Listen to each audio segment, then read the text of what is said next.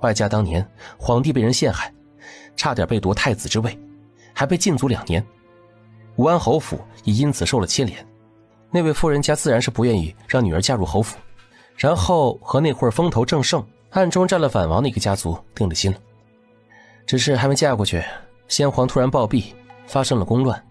太子在镇国公府和武安侯的帮助下平定了宫乱，太子是皇储。虽然先皇没有立下传位诏书，但继位却是名正言顺的。皇帝上位之后来了一个大清洗，老侯爷中意的那个夫人夫家也因此败落，他女儿定亲的人家更是全家被斩首。他女儿也因此难再嫁人，于是暗中找了老侯爷。老侯爷当时刚好立了一个功，在皇帝问想要什么奖赏时就说希望他弟弟能够留个后，提出想让儿子肩挑2房。肩挑2房，他心悦之人的女儿也就不用做妾了，而是正妻。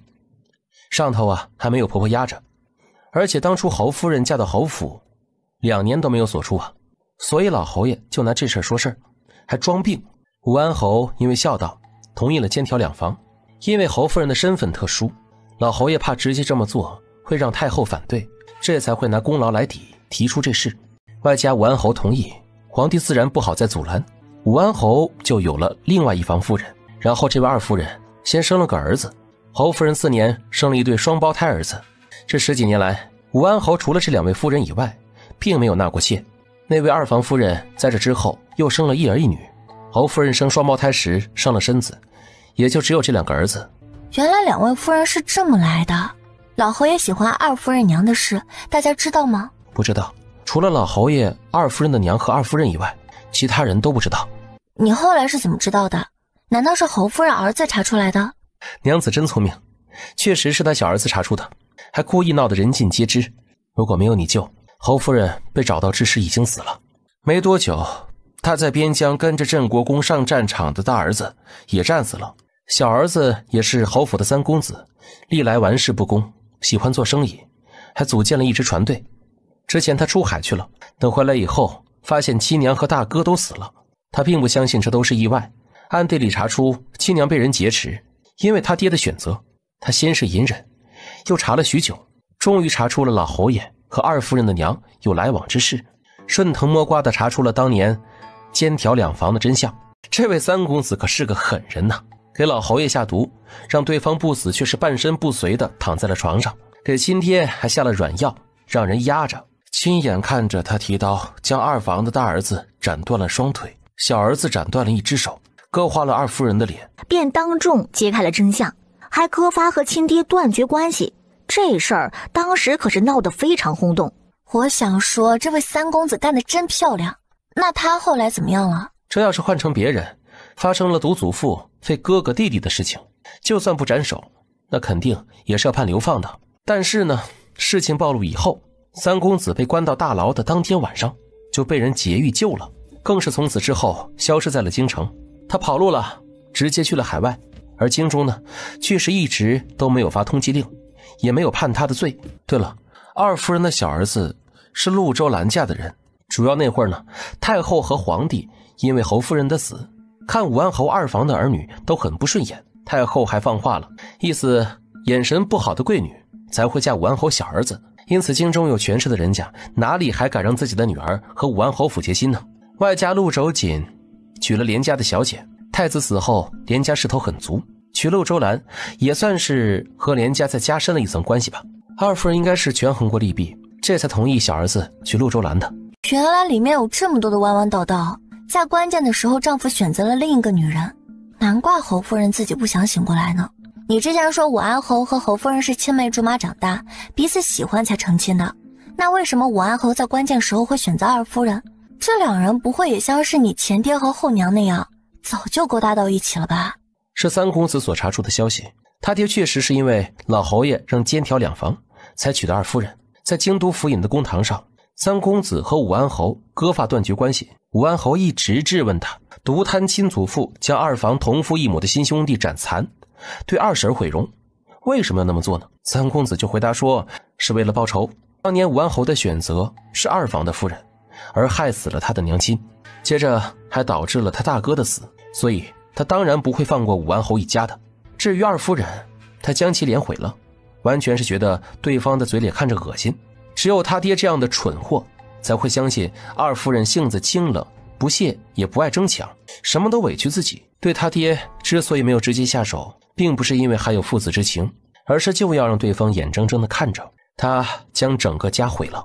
对他来说，亲爹废了，亲儿子死的死，残废的残废，断绝关系的断绝关系，侯府也后继无人了，让他爹一辈子都活在悔恨痛苦之中，否则难以消他心头之恨呢。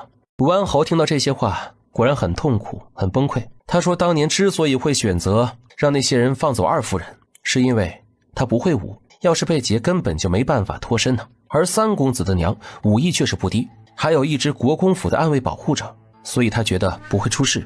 他根本就没有想到爱妻会死，这些年他也一直很痛苦，否则当年就不会做那样的选择了。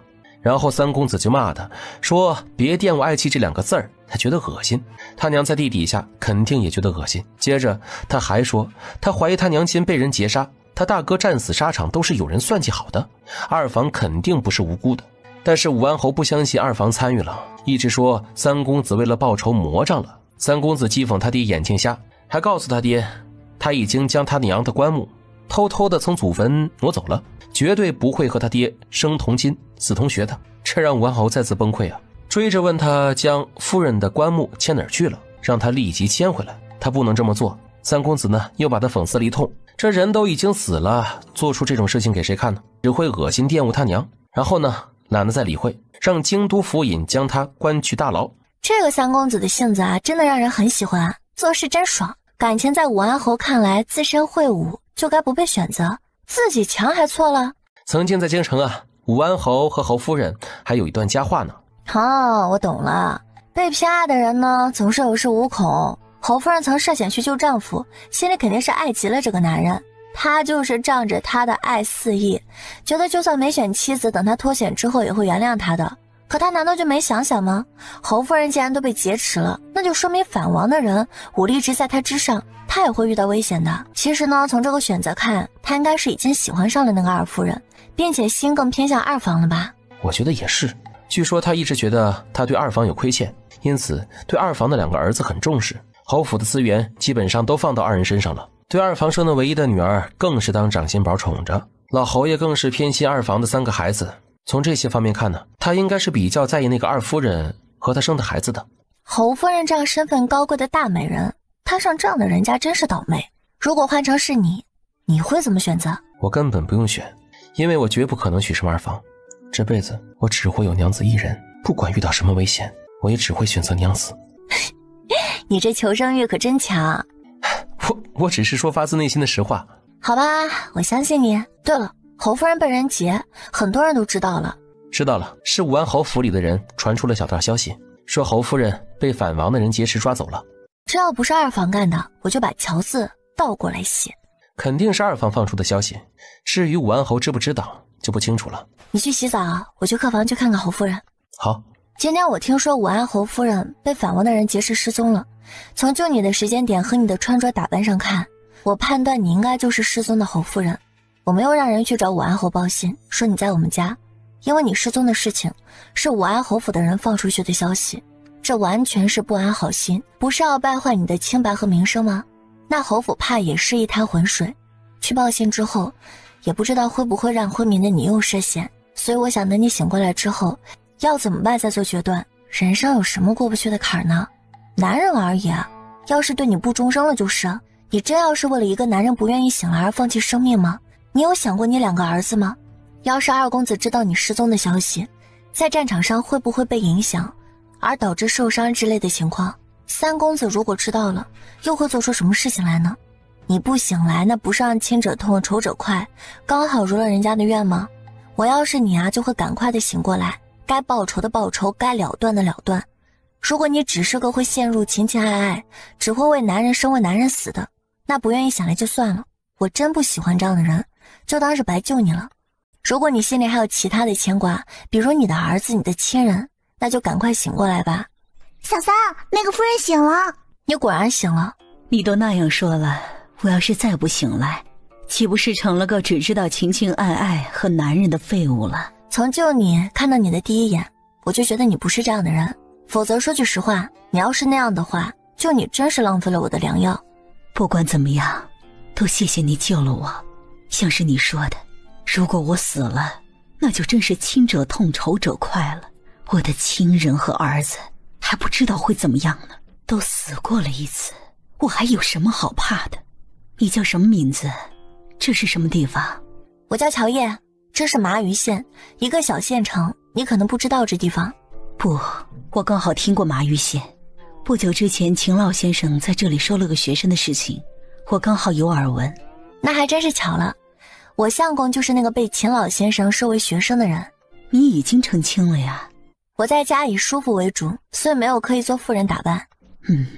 能帮个忙吗？什么忙？麻烦你相公帮我拿个信物去大营钱庄。没问题，你之前穿的衣服已经洗干净，佩戴的首饰和荷包也都放在床边的凳子上。这是信物，再麻烦你们附上一个地址，我的安卫看到之后会来这里找我。好，要帮你给武安侯传信吗？他们这2天一直在到处找你。不用，既然他们想找，就让他们一直找吧。名声对我而言已经没那么重要了。回京之后，谁要是敢在我面前拿这个说事儿，我就扇谁耳光。就是，让谁不快都别让自己不快。说得好，我真是越来越喜欢你了。我也是。你的人跟着我相公过来了，刚好我们今天有事要回村几天。你和你的人要是不嫌弃，可以在这儿继续住。我会给你留一瓶滋补调养身体的药，每天用蜂蜜水送服1颗。蜂蜜呢，我放了1罐在前厅的桌子上。好，多谢了。我让那个女的进来了。好，你们现在就要回村了？是啊，我的2个妹妹也会一起回去，所以这个院子里啊，只有你们住了。你们要是离开，将院子门锁上就行。好。主子，我们来晚了，你受苦了。我没事了，让魏竹装扮成我的模样，再让安卫装成反王的人，挟持他前往边境，务必要让武安侯等人发现。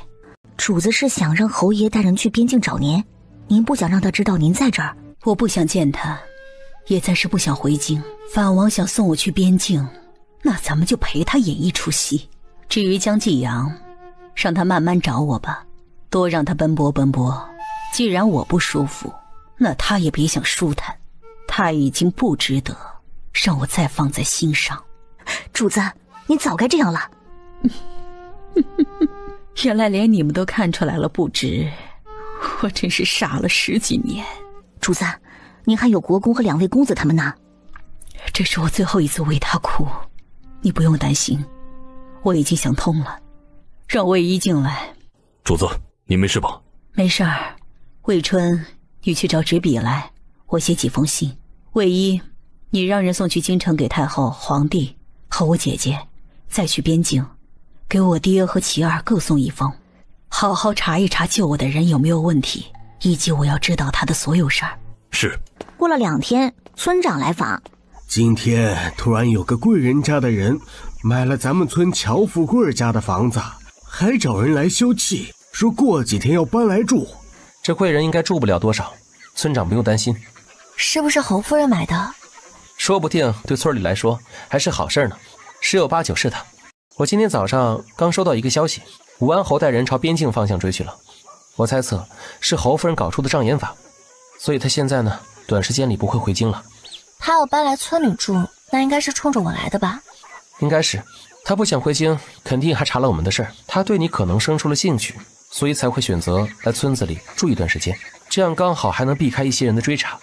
谁能想到过惯了富贵生活的侯夫人会跑到一个穷山村子里暂住呢？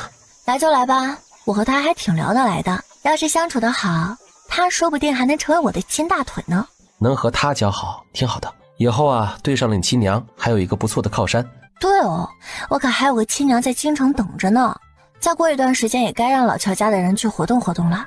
哎，对了，县城的五房现在怎么样了？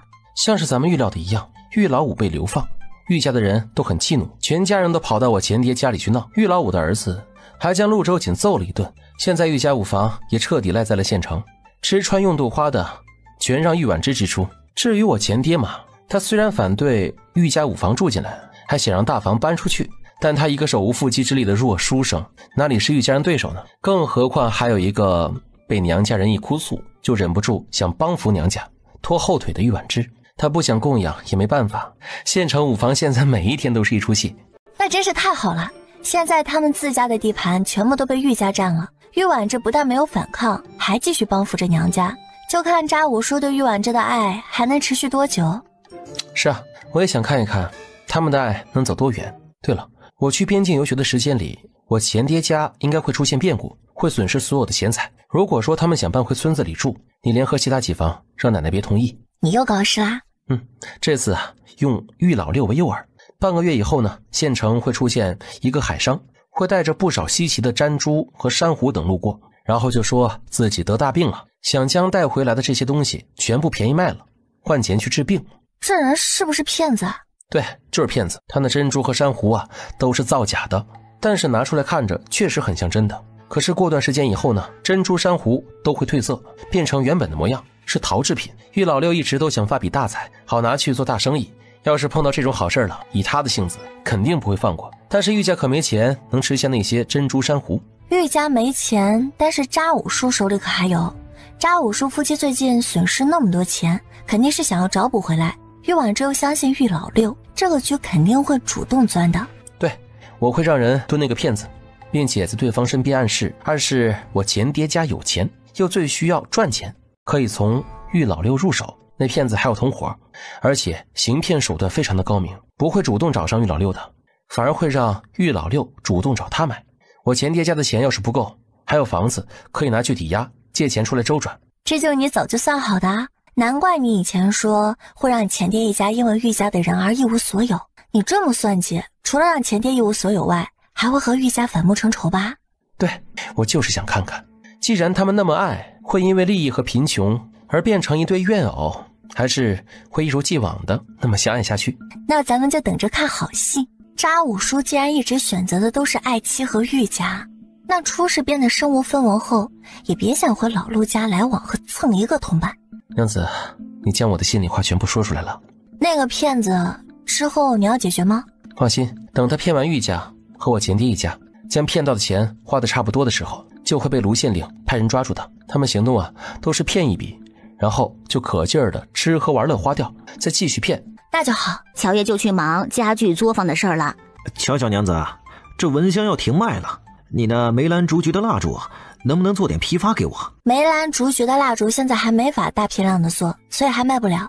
不过再过2个月，应该就有可能批发卖了。那真是太好了！要是梅兰竹菊的蜡烛能批发，我一定赶来拿。对，错过了什么都不能错过这种蜡烛。唉，只可惜这2个月蚊香和蜡烛生意都做不了，又要到处去找货了。卖不了蚊香和蜡烛，但是你们可以卖竹制品家具啊。竹条做的东西太普通了，不少人还都会编，人家不爱买。用竹条做桌椅什么的，时间长了还会长霉。是啊，而且用竹子做成家具那么占地方，咱们就算拿去外地卖也不方便。一车才能拉多少？拉去外地卖，指不定还不够路上的花费呢。你们说这些我们作坊当然都考虑进去了。我们家作坊的竹条都是用特殊药水泡过的，只要不是刻意去拿水去泡，是不会长没有味的，这个我可以保证。如果不是你自己故意损坏泡坏的，5年之内生霉了都可以拿回到作坊过来退换。什么？居然不会长霉啊？还能退换？就算这样，我们也拿不了多少，太占地方了。这样赚头可没多少啊。是啊，这种不划算拿货卖啊。我们家柜子啊可不占地方，因为是折叠的，可以拆装的。你们可以跟着我去作坊看看，再决定要不要批发去转卖。好啊，乔小娘子啊，你带我们去看看吧。大伯，将你们之前做的那些边框折叠和可拆装家具都搬出来，让这些客人们都看看。好嘞，我这就带人去搬出来。这些竹筐是用来收纳东西的，也能当摆设，大小不同，能重叠许多个起来，捆在马车上和牛车上不会占很大地方，也是用药水泡过的，不会长霉。这个看着不错，不会长霉，收东西还好看。这些可以折叠起来，要用的时候打开，不用的时候折起来放着就行。放在马车上可以折叠后重在一起捆绑，也不占地方。这玩意儿真方便，用的时候折叠起来，不用就收了。是啊，我们要运送也方便，不占地方。这种折叠桌椅很适合家里小的人家用。其他还有吗？当然有了，这些柜子我们都会配一张怎么装的图纸，还会配一套安装用到的工具，客人买回去照着图纸就能自己装。以后要是想搬家或者收起来，拆开收起来就行，用的时候再重新组装。大伯，你组装几个衣柜、茶柜、书柜给大家看看。好。乔小娘子，这些折叠柜和拆装柜的批发价是多少？单买和批发的价格都在这纸上写了，你们自己看看。乔小娘子，我想要一批，这些都要。没问题。作坊外面现在来往的人很多，要是摆几个卖吃食的摊子，生意应该不会差。你们有没有兴趣？拿一房去摆摊，赚的钱就自己留着。五郎媳妇，要不我们几个妯娌试试？这感情好啊！我们最近事儿不多，要不就一起试一试。三弟妹手艺那么好，要是卖吃食，这生意不会差的。五郎媳妇，那你觉得呢？我觉得挺好啊，你们也不用弄花哨的，中午和下午炒几大盆菜，然后混着去卖。比如说一个荤菜一个素菜多少钱，一荤两素又是多少。或者觉得麻烦的，每天就做一个菜几桶饭，一份饭上面加个菜，比如说梅菜扣肉、黄焖鸡之类的，一份多少钱？吃的人应该不少，家里和作坊的人也能跟着吃，还不用你们再单独做。好，我们商量一下怎么卖。五郎媳妇，你教我们做的那些菜都能做去卖吗？当然可以啊。对了，从明天开始，你们在作坊的门口架一口大锅，用茅草根煮热饮，无论是来买东西接灵活路过的，或者是村里人想要喝热水的，都可以自己去打。哎，好。小吃摊就咱们家的话太少了，一会儿的话呢，我去村长家说说，村里人谁要是想要摆摊也能来摆，每家卖不同的吃食就行，到时候咱们村肯定会越来越热闹的。你们作坊门口来往的人确实多，感觉都快赶上一个小集市了。要是卖吃食什么的，生意估计不会差。作坊对面正好就有一片村里空着的荒地，倒是可以拿出来给大家摆摊嘛，村里热闹了，大家还能赚钱，真好啊。其实开客栈应该也不错，竹制品我们家的作坊会一直批发，过2个月还会上好几样新东西，都是外面没有的，会让更多的商人聚集到村里。天气越来越冷，来往赶路等着出货也辛苦，如果村口开个客栈，价格比县城便宜，不少跑商的人会愿意住。这个主意好。对了，如果是卖吃食，每家都不要一样的，这样就不会因为竞争闹什么大矛盾了。到时候最好组长和村长统计一下。没问题，这事儿就交给我们吧。五郎媳妇儿，我代表全村的人感谢你。陆家的族人也很感谢你。村长就让他儿子家家户户的去通知，让在村口开会。明天开始，我会在作坊教大家打各种烙子、编头绳、手绳。有兴趣的婶子、嫂子和姑娘们可以来学。这边会有不少跑商的人来我们作坊拿货。你们要是打出好看的络子和头绳、手绳，他们肯定会要的。学打烙子、头绳、手绳这些活，我希望学的人卖了换钱之后，都能够留一部分当私房用。我教大家学这个，也是希望村里的未婚姑娘自己手里能攒点钱，将来嫁人后自己也能更有底气。各家的媳妇儿们手里也就能够有点私房。我希望咱们村以后家家户户都能过上好日子，但却不想看到哪里再有苛待媳妇儿和女儿、孙女的事发生。如果被我知道，那以后我这边有什么能赚钱的法子，就不带他们家了。当然，谁要是被搓磨虐待，也能够去找村长和族长，相信他们都会为你们做主。而虐待搓磨你们的人，以后也就不用跟着我们大家一起发家致富了。村长跟族长纷纷开口表示支持，还再次警告一遍大家，做人可千万不能忘恩。村子里面越来越热闹，成了麻玉县的一个特色地。他怎么会想着让你带着我一起去？按照他的性子，这次下帖子邀请应该是冲着你来的。他肯定是看到你开的作坊很成功，又让村民们能够摆摊赚钱，带着村中的人富裕起来。卢县令到了麻玉县之后，一直都想做点政绩出来，但却是没能找到一处入手之处，所以我猜测他可能会向你来讨一套法子。哦，原来如此。如果给他方法，他会好好去做吗？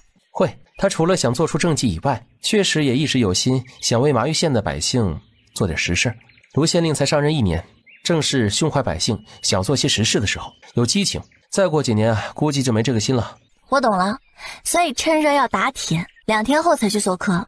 你还能再耽搁吗？老师他们坐马车，一路边看边走比较慢，我再过4、5天走都来得及，指不定呢还不到边境就能追上他们了。怎么了？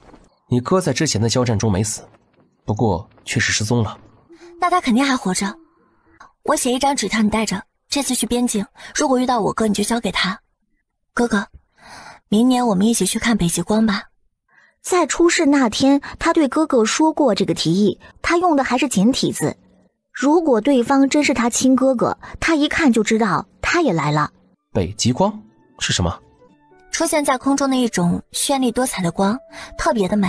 以后有机会我带你去看看。好，以后娘子一定要带我去看看北极光。夫人，你怎么来了？我在这村里买了一间房，明天就搬过来住。今天先过来看看，顺便找你玩。那我陪你去新买的房里面去看看啊。我就是来叫你陪我过去看的。看着你气色好了很多，身体恢复的也差不多了吧？都是你的药好。你怎么会想着来我们村里住？难得出来一次，我不想那么快回去，刚好趁机搞点事儿。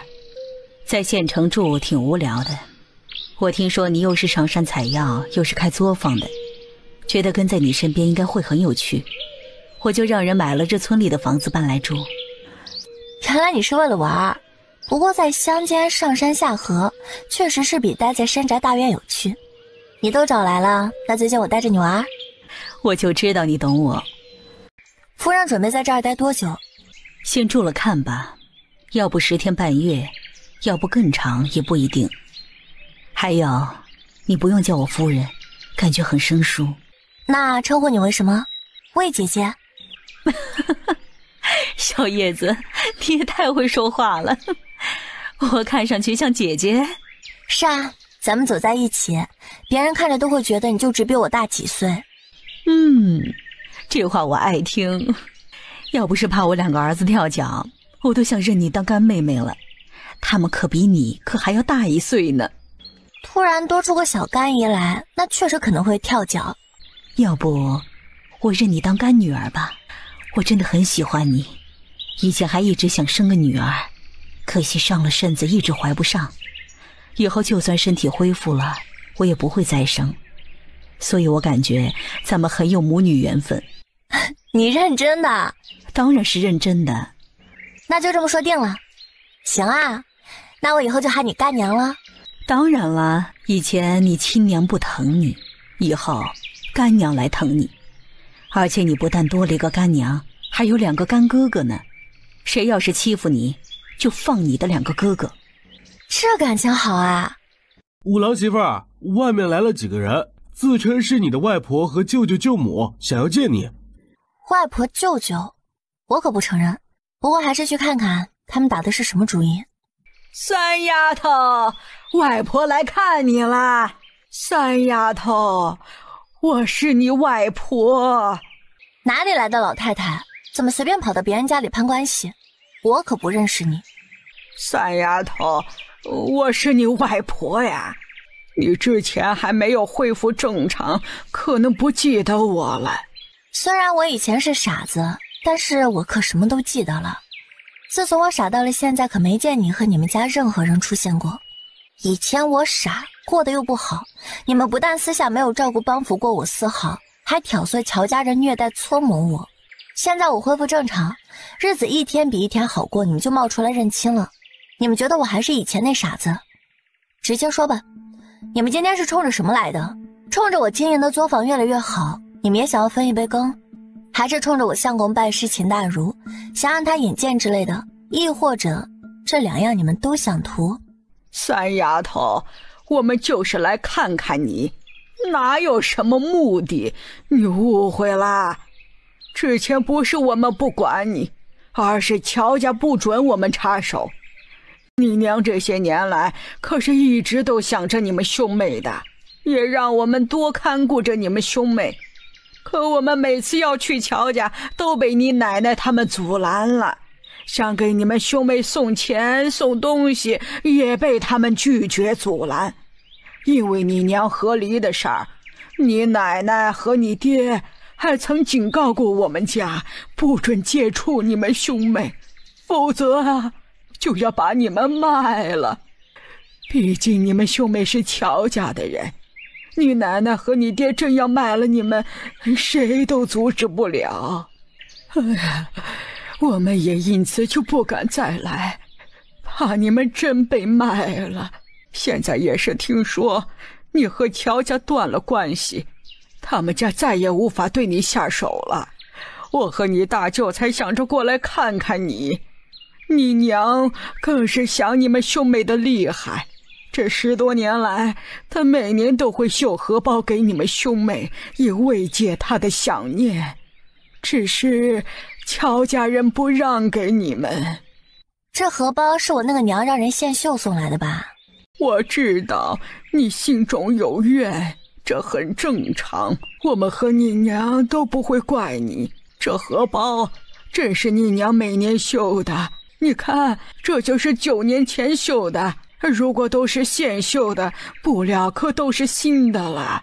新旧看着不一样，用几年前的旧布料来绣就行了，这点小把戏谁不会呢？要不是我还记得傻了之前的事情，我都差点要信了你的话了。乔老太太，你亲家的话你认吗？这些年来你们这些恶人阻止他们看我们兄妹，还威胁他们，是真的吗？当然不是真的，你这个老屠夫居然诬赖我们乔家，看老娘不撕了你的嘴！哎呀，你这个老泼妇，你放开我！干什么？你想对我娘动手？你们一家果然还是和以前一样不讲理，明明是你娘打了我娘，还反过来耍横。放你娘的狗臭屁！要不是你娘这个老屠夫在三亚和这么多人面前胡说八道，我会打他吗？还我们家阻拦，不让你们看三亚兄妹，不准你们送东西。哼，我们是那种人吗？如果不是你们阻止，我们怎么可能不来看他们兄妹啊？我女儿这些年可一直都想念惦记着他们的。你们是蛮横惯了，动不动就打人，大家也不是傻子，会不知道你们是什么人吗？哼，大家当然知道我是什么人。你们说，要是温家人送东西来，我会拒绝吗？有便宜不占是傻子，我怎么可能不让他们送？还警告威胁他们不准送。呸！你那个不要脸的贱女儿，攀上了富贵人家，当年不经过我儿子就去官府将和离书拿到了手，那男人身份不简单，还有钱，哼，真想要帮三丫兄妹，这还能护不住？说句难听的，那个贱人和他的奸夫，只要是给我们家一笔钱，老娘不但能让三丫兄妹跟着他们离开，还能同意跟着那个男人姓。可是那贱人，别说是带走一双儿女，跟着野男人跑之前，都没有说来家里看一眼三丫兄妹。现在倒是猫哭耗子假慈悲了，知道想念女儿了。能想女儿什么呀？无外乎就是惦记三丫的作坊，惦记五郎拜了个厉害的老师。我们家之前也惦记三丫的作坊和蚊香方子，还想将她带回娘家。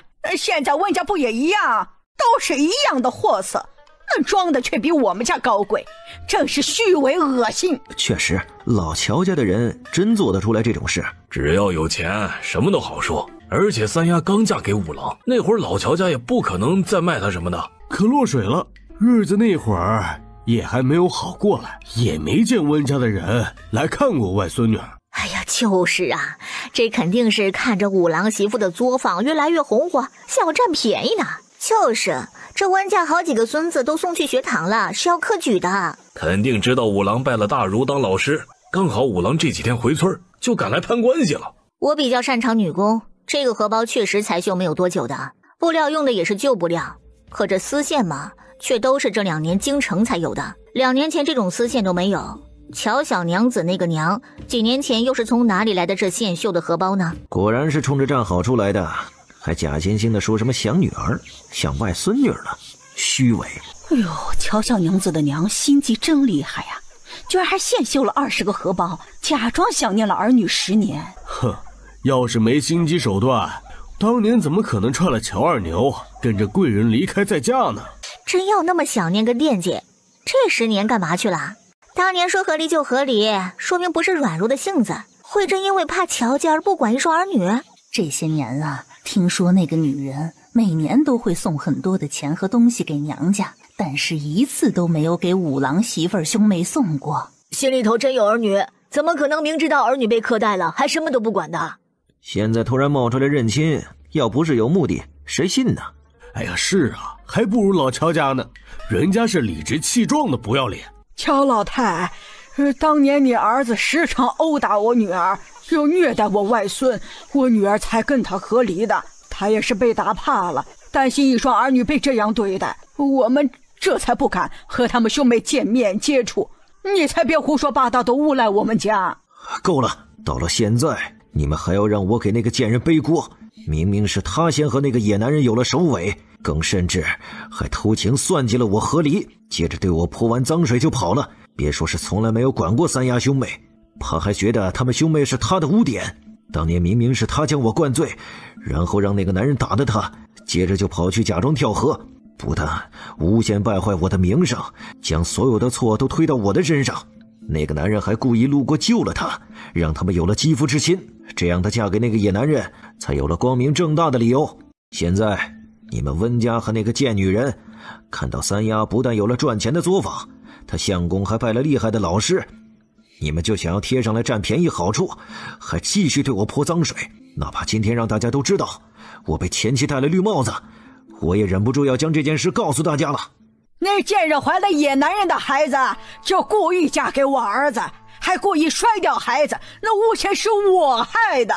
而且之前听说那个贱人时常会派人送钱和送东西到温家，我和老二就去过温家，让他们分点出来给三丫兄妹，可他们不但一毛不拔，还告诉我当初就是他们兄妹害得老二和那个贱人和离的，他们两兄妹的死活他们温家不管，随便我们乔家处置。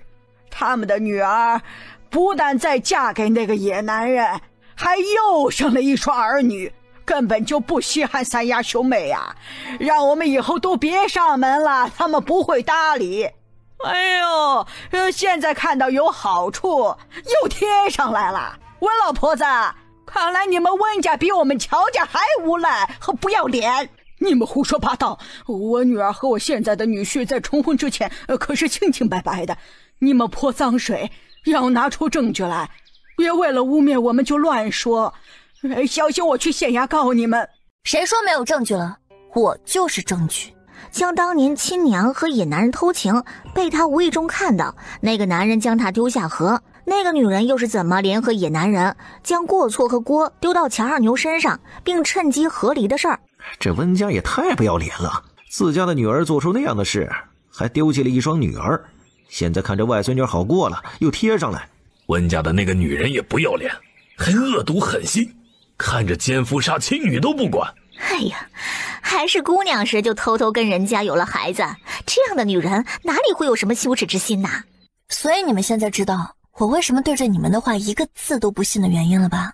因为我亲眼看到那些肮脏的事，也被亲娘差点害死，然后傻了这么多年。她一直将我们兄妹当作是污点耻辱，巴不得我们赶快去死都来不及呢，又怎么会想念我们呢？连20个荷包都能伪装思念秀出来，在这点上我对她的无耻都忍不住要佩服了。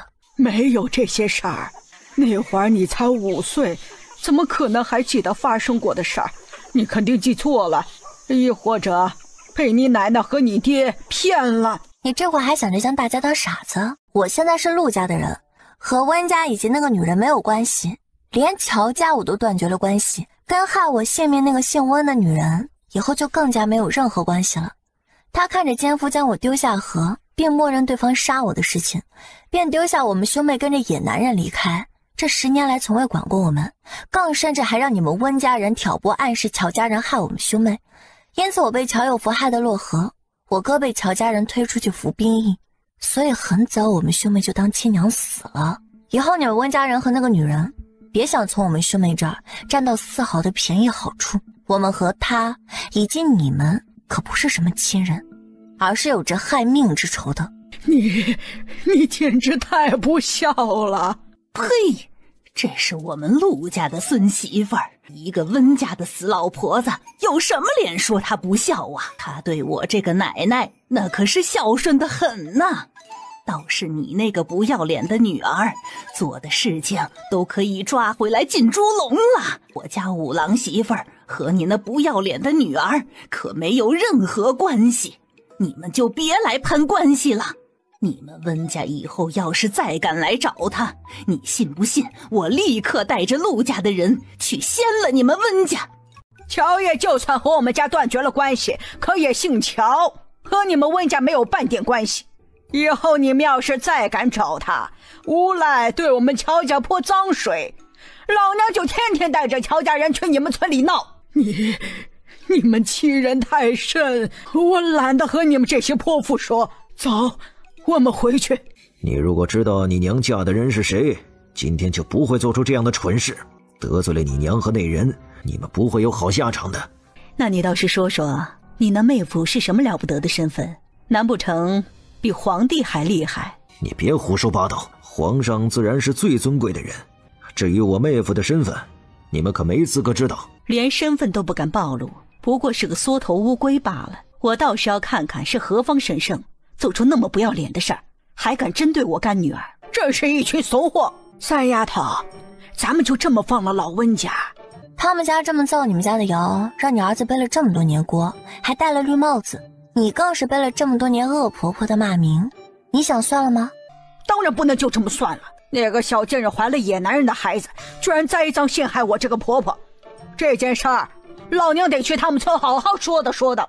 你们为他们家背了那么多年的锅，难道不应该赔偿？除了温家，京城的那个女人难道不应该赔偿你和你儿子？当然不能就这么算了。那个小贱人怀了野男人的孩子，居然栽赃陷害我这个婆婆，这件事儿老娘得去他们村好好说道说道。你们为他们家背了那么多年的锅，难道不应该赔偿？除了温家，京城的那个女人难道不应该赔偿你和你儿子？就是，那必须赔偿啊！虽然咱们断绝了关系，但是奶奶肯定为你做主，让老温家不得安宁。行，那就看你们的了。县城，你这是怎么了？我最近几天都在找人，所以到处跑。你是找武安侯夫人？你怎么知道？因为我知道她最近几天失踪了，不少人都在找她。我们家得到消息，有个杀手组织的杀手在到处找侯夫人，今天还来了我们县搜查，也不知道侯夫人现在什么情况，有没有危险，所以我们得抓紧时间寻找。你的意思是有专门的杀手在找侯夫人，想杀她？是啊，所以我和我爹才那么急，这几天都没怎么睡。能问一句，你们为什么会跟着一起找侯夫人吗？投靠了武安侯？武安侯夫人的娘和我们季家有亲戚关系，季家嫡出一脉和镇国公府走得比较近，要是不出意外，武安侯的二公子将会是镇国公府的继承人，而我们季家现在是为他所用。我之前还想，如果有机会的话，将你介绍给二公子认识。武安侯夫人没事，你们假装派人去隔壁县找她吧。你怎么知道的？因为武安侯夫人就在我们村，她之前受了重伤，刚好被我娘子碰到，并且救回来。太好了，她没有性命之危就好。这件事情除了你爹以外，先不要让别人知晓。放心，我嘴巴紧着呢，除了我爹外，我谁都不告诉。你今天过来是不是给我送蜡烛的？是啊，你看看满意吗？天，这蜡烛做的也太形象生动了，满意，我太满意了。少帝，你娘子真是太厉害了。哎，我还想再预定2套骏马，怎么样？最近我娘子手中还有这一套很重要的定制蜡烛要做，怕是没时间啊。没事儿，等弟妹做完手上的蜡烛再做我的。行，这拿出去要是不说，谁能想到会是蜡烛？这也太活灵活现了，放在桌子上只会以为是摆件，而猜不到是蜡烛。爹，你要干嘛？这可是我最爱的蜡烛，你不能抢了。二公子征战沙场，听说很喜欢收集骏马，我看这蜡烛骏马就很好，我准备让人送去边境，给二公子当礼物，再将侯夫人已经安然无恙的消息传过去。爹，你太狠心了。要我帮忙吗？干娘，能请你的人帮忙查一查，我那个亲娘嫁的是谁吗？今天温老太太带人过来，我怀疑那个女人应该是派人给他们传信了。现在他们回去，第一时间肯定是要将今天的事情传回去。我也想知道你那个亲娘到底嫁了个什么不得了的人，那么嚣张。查出是谁来，我帮你收拾了他们。多谢干娘，不过不用了，当年的仇我想自己报。行，反正要我出面的时候，我随时都可以。好。不多会儿，陆勺从县城回来了，提起几松柏树的事儿。既然是杀手组织，那就不会是反王的人，还会有谁想杀我呢？会不会是二房的人？也不是没有这个可能。之前我被反王的人擒住，也是因为二房那个女人尖叫，将贼人引来，这才连累了我。他难不成以为我死了，他就能当侯夫人？你要是死了，虽然他当不了侯夫人，但他儿子却有希望继承武安侯府。你如果出事了，边境正在战场的二公子很可能也会遇到危险。再接着，如果三公子也出事了，你们这房就都没了，那侯府不就只有二房的儿子来继承了？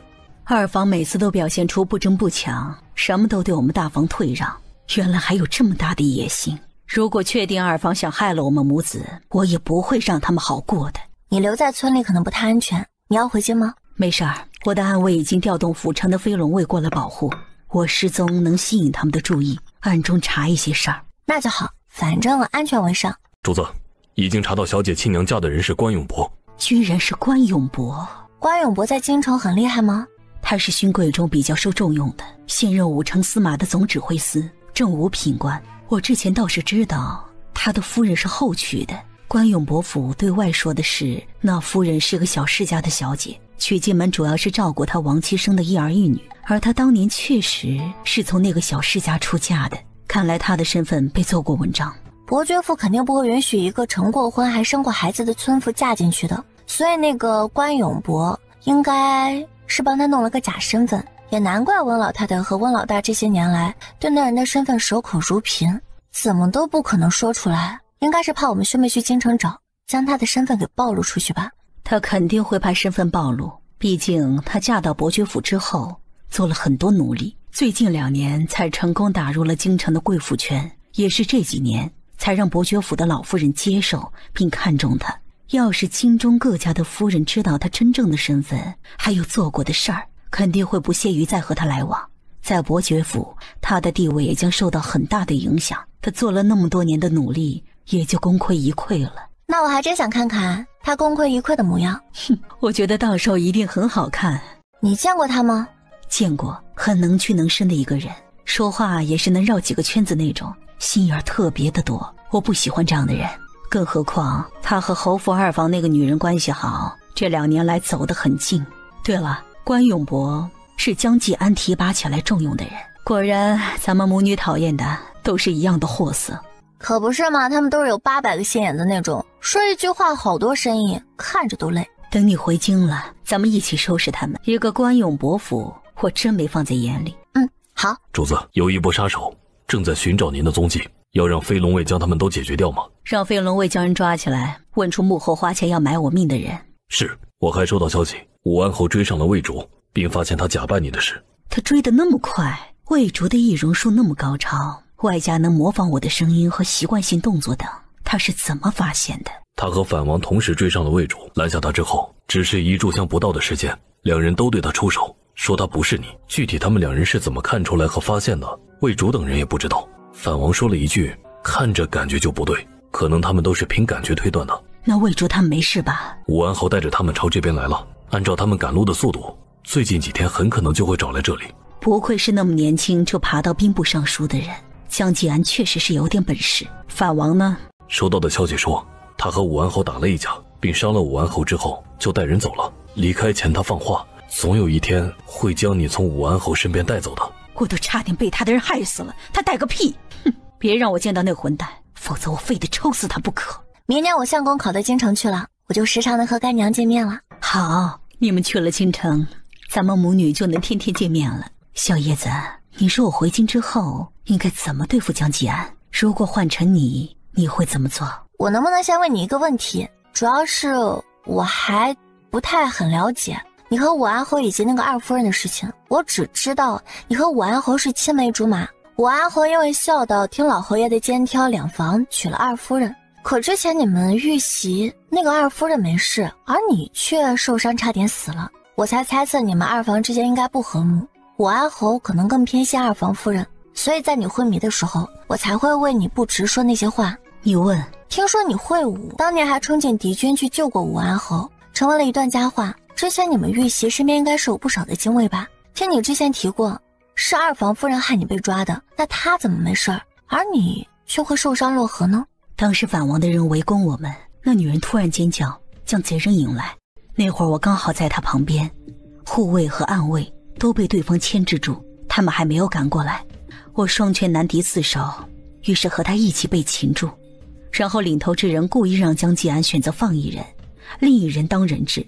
其实反王的人本意就是要擒我，而我的好丈夫也如了他们的愿，选择我当人质。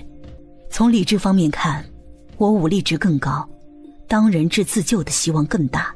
可是从情感上来看，我却觉得自己被背叛放弃了，我接受不了。这个选择让我无法释怀和原谅。哼，更何况如果不是那个女人尖叫将贼人引来，我也不会被连累被抓，最后却成了我被放弃，着实可笑。如果不是运气好的遇到你，我会因为那对狗男女而死。你会武，所以你就该被放弃牺牲，这是个什么道理啊？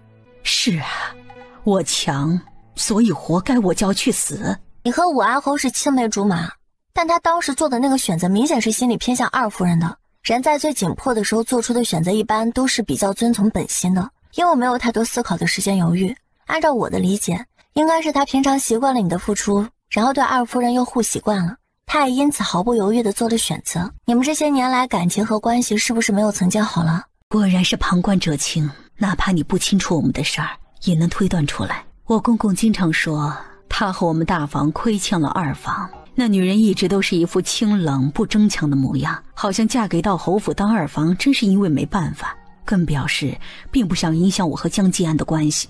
一开始还故意躲着他，之后两人接触相处多了，也让江继安渐渐的变了。他说我是他的正妻，他爱和最在意的人是我，而他不能给那个女人爱和更体面的身份。而且我们成亲之后，我一直没有怀上孩子，所以他不但碰了那个女人，对方还生下了他的长子。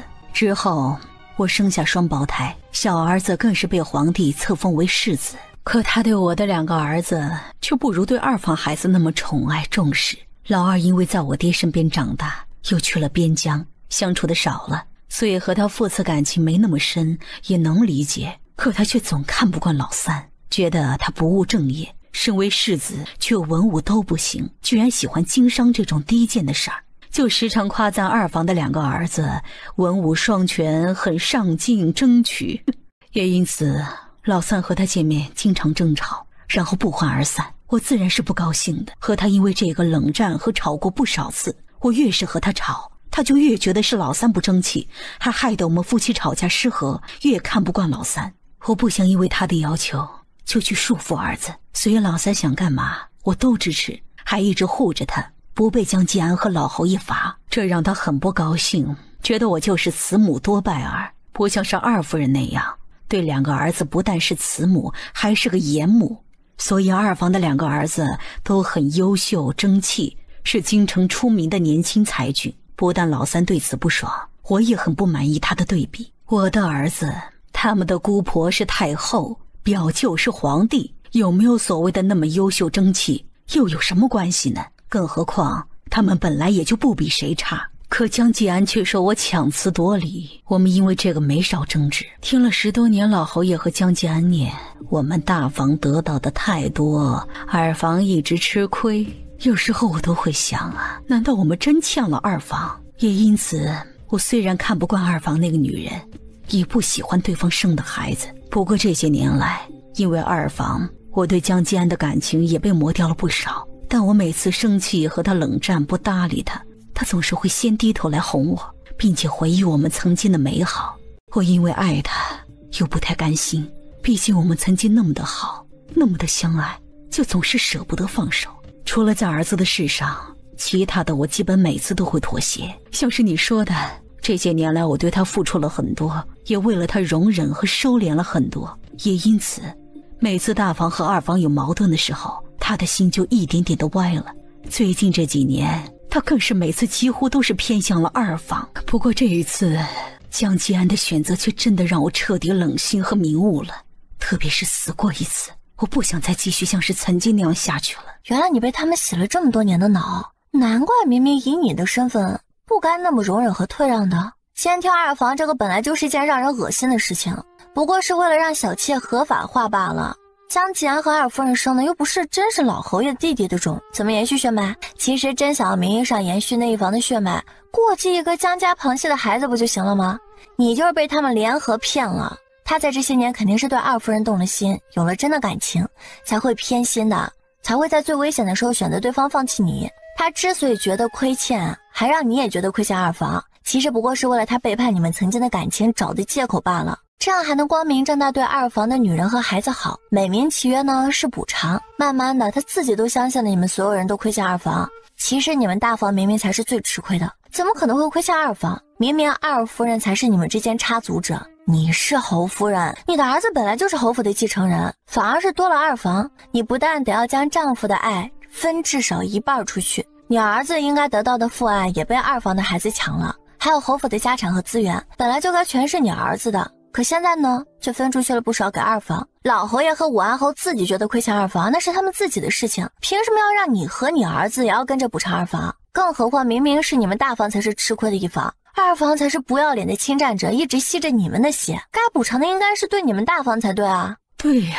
这些明明就该是我和我儿子的，二房才是侵占者，怎么反而变成我们亏欠他们了？我以前的脑子肯定是进水坏了，才会差点相信了他们的鬼话。你说我该怎么办呢？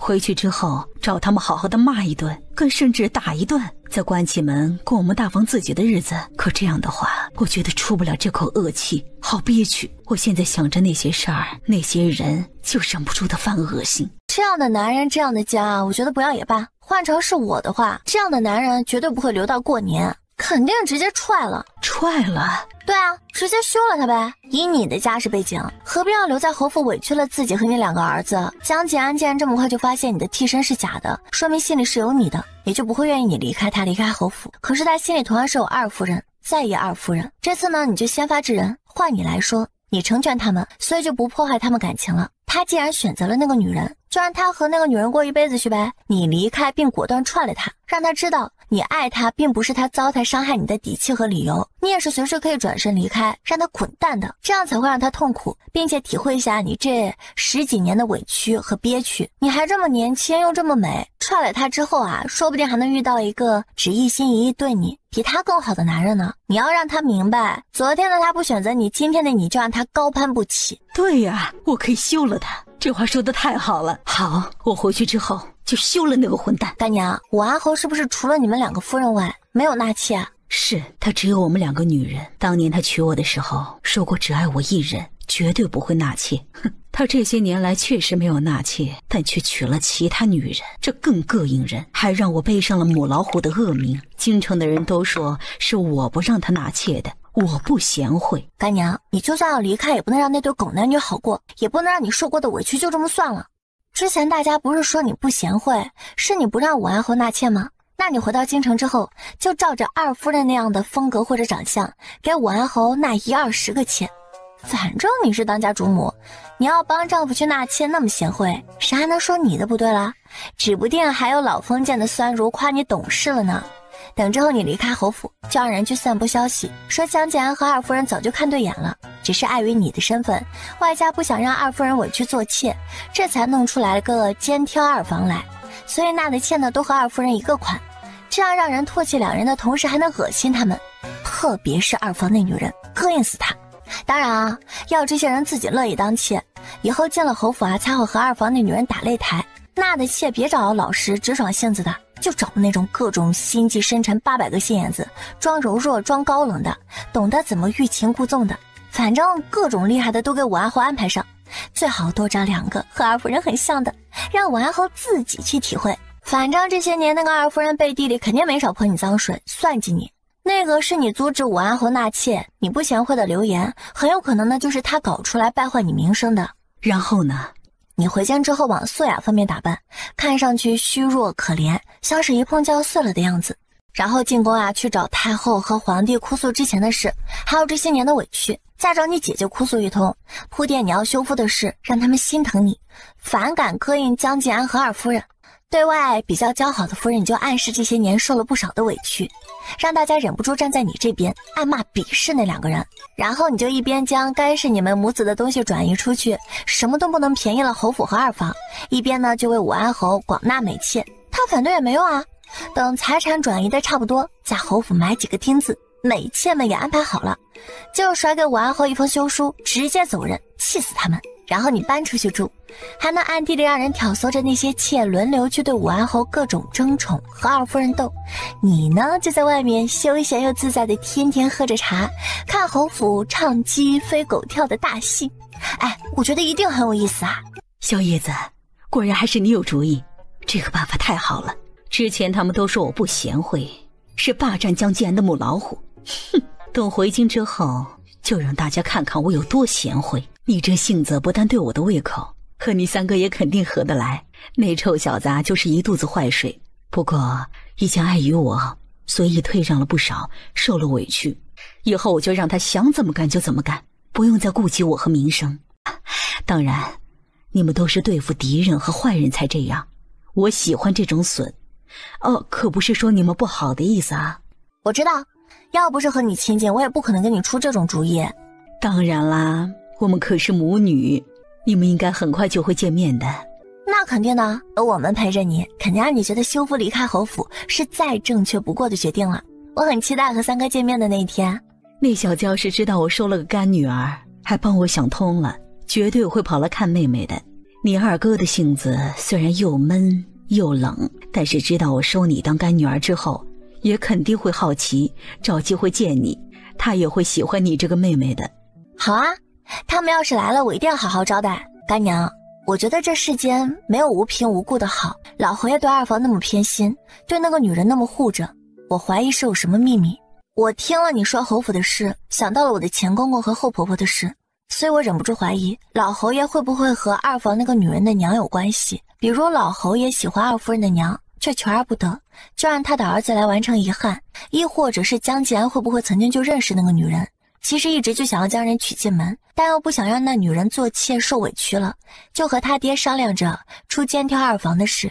这样不但能光明正大娶对方，还能让对方不用当妾，生的儿子也是嫡子。我觉得这些都是有可能怀疑的，你最好都要查一查，如果真的查出了什么，就为他们好好的宣扬宣扬。你还别说，我以前就有一种感觉，老侯爷对二房那个女人和他生的孩子也太偏心过度了。按理说我才是侯夫人，他正儿八经的儿媳妇，我儿子才是侯府的继承人。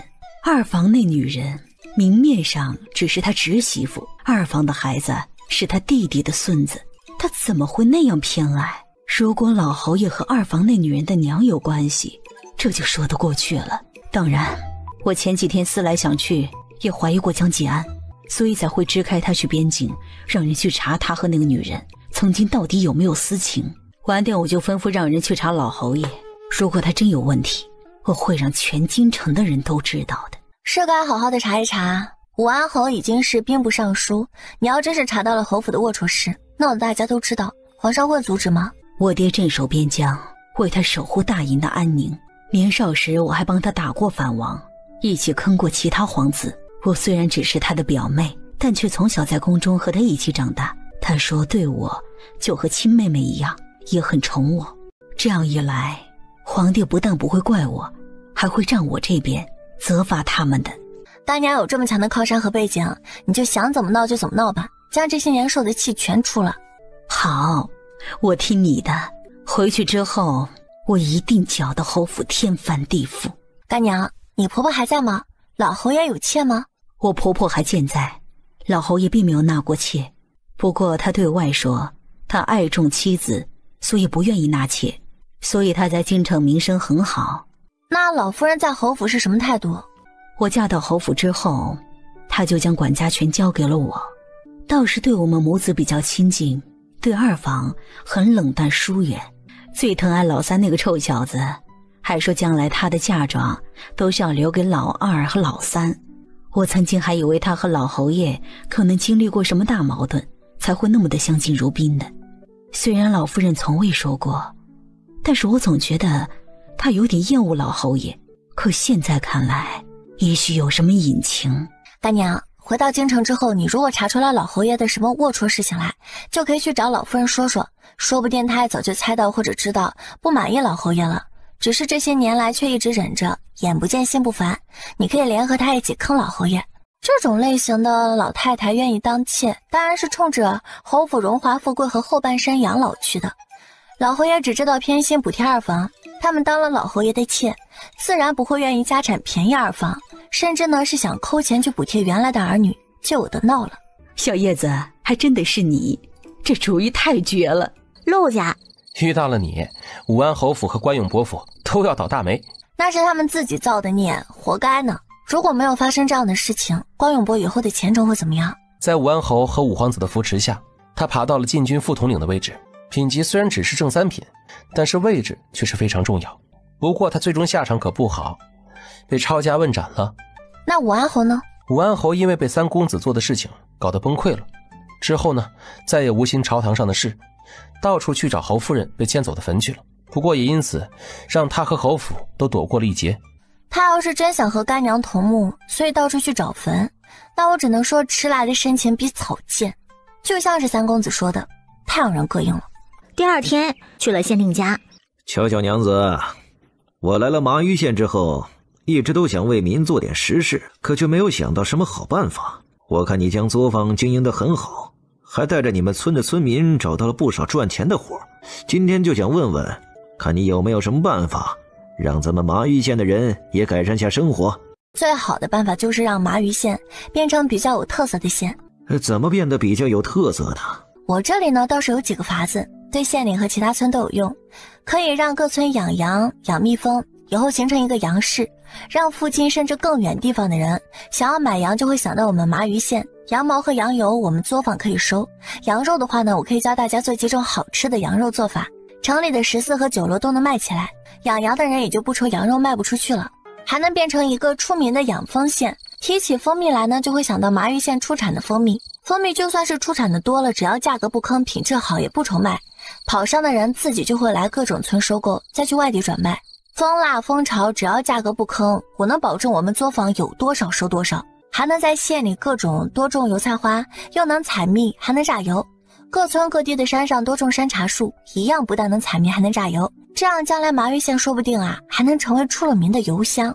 都在说巧巧娘子人厚道，聪明又心善，我看也是如此。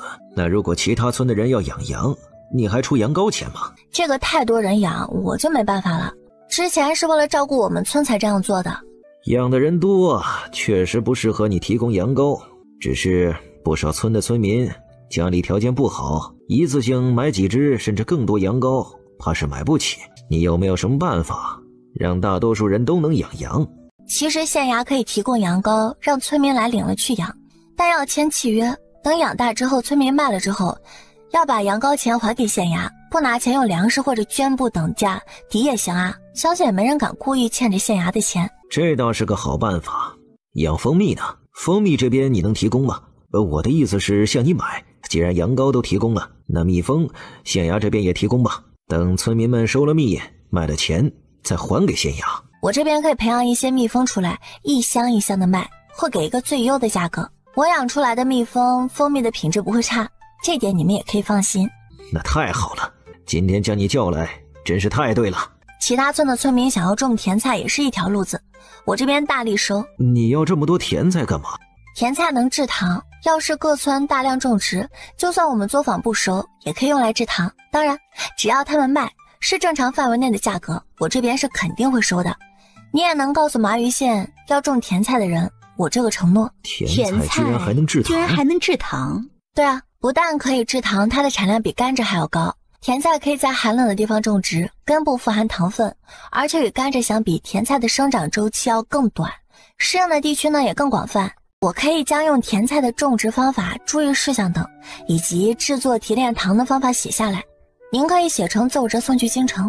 要是全国都能普及甜菜种植，制出大批量的糖，不但能够将糖的价格给降下来，还能让很多人都能吃得起，还能卖到其他国家、西域和海外去呢。巧巧娘子真是大义。这样的方子没有握在手里牟利，居然想着让全国都受益。他发现他之前都小瞧了这个女子。我也希望大家都能吃上便宜的糖。这样日子又过了几天。你失踪之后，我很担心，你明明在麻鱼县，却要让人假扮你，引着我差点追到边境去。凤凰，你要任性到什么时候啊？我任性你爹，你要是不乐意可以不找我，反正你们都巴不得我死了，现在来这里假惺惺的，做给谁看呢？姐姐，夫君这半个月到处奔波找你，就是因为担心你啊！你说出这样的话，实在是太伤人了。我和江建安说话有你插嘴的份吗？还有，谁是你姐姐？我可没有你这种装模作样看着就倒胃口的妹妹。我家国公府更不是你这破落户有资格攀亲戚的。二夫人一点礼数都没有，开口就顶撞本郡主。魏春，去掌嘴。是，郡主。自从你失踪到现在，我们都担心的夜不能寐的，夫君更是马不停歇的奔波千里去找你。夫人可真是好大的威风啊！哼，夜不能寐我倒是相信，毕竟我到底有没有如你愿死了，你总是要担心的。魏春，打！风华，你要胡闹到什么时候？秋兰最近一直担心你，一见面你就这样，真是太过分了。这宠妾灭妻的好理直气壮，也好恶心。你是谁？这里有你说话的份吗？我中箭落后快死了，是他救了我，现在她是我收的干女儿，这里当然有她说话的份。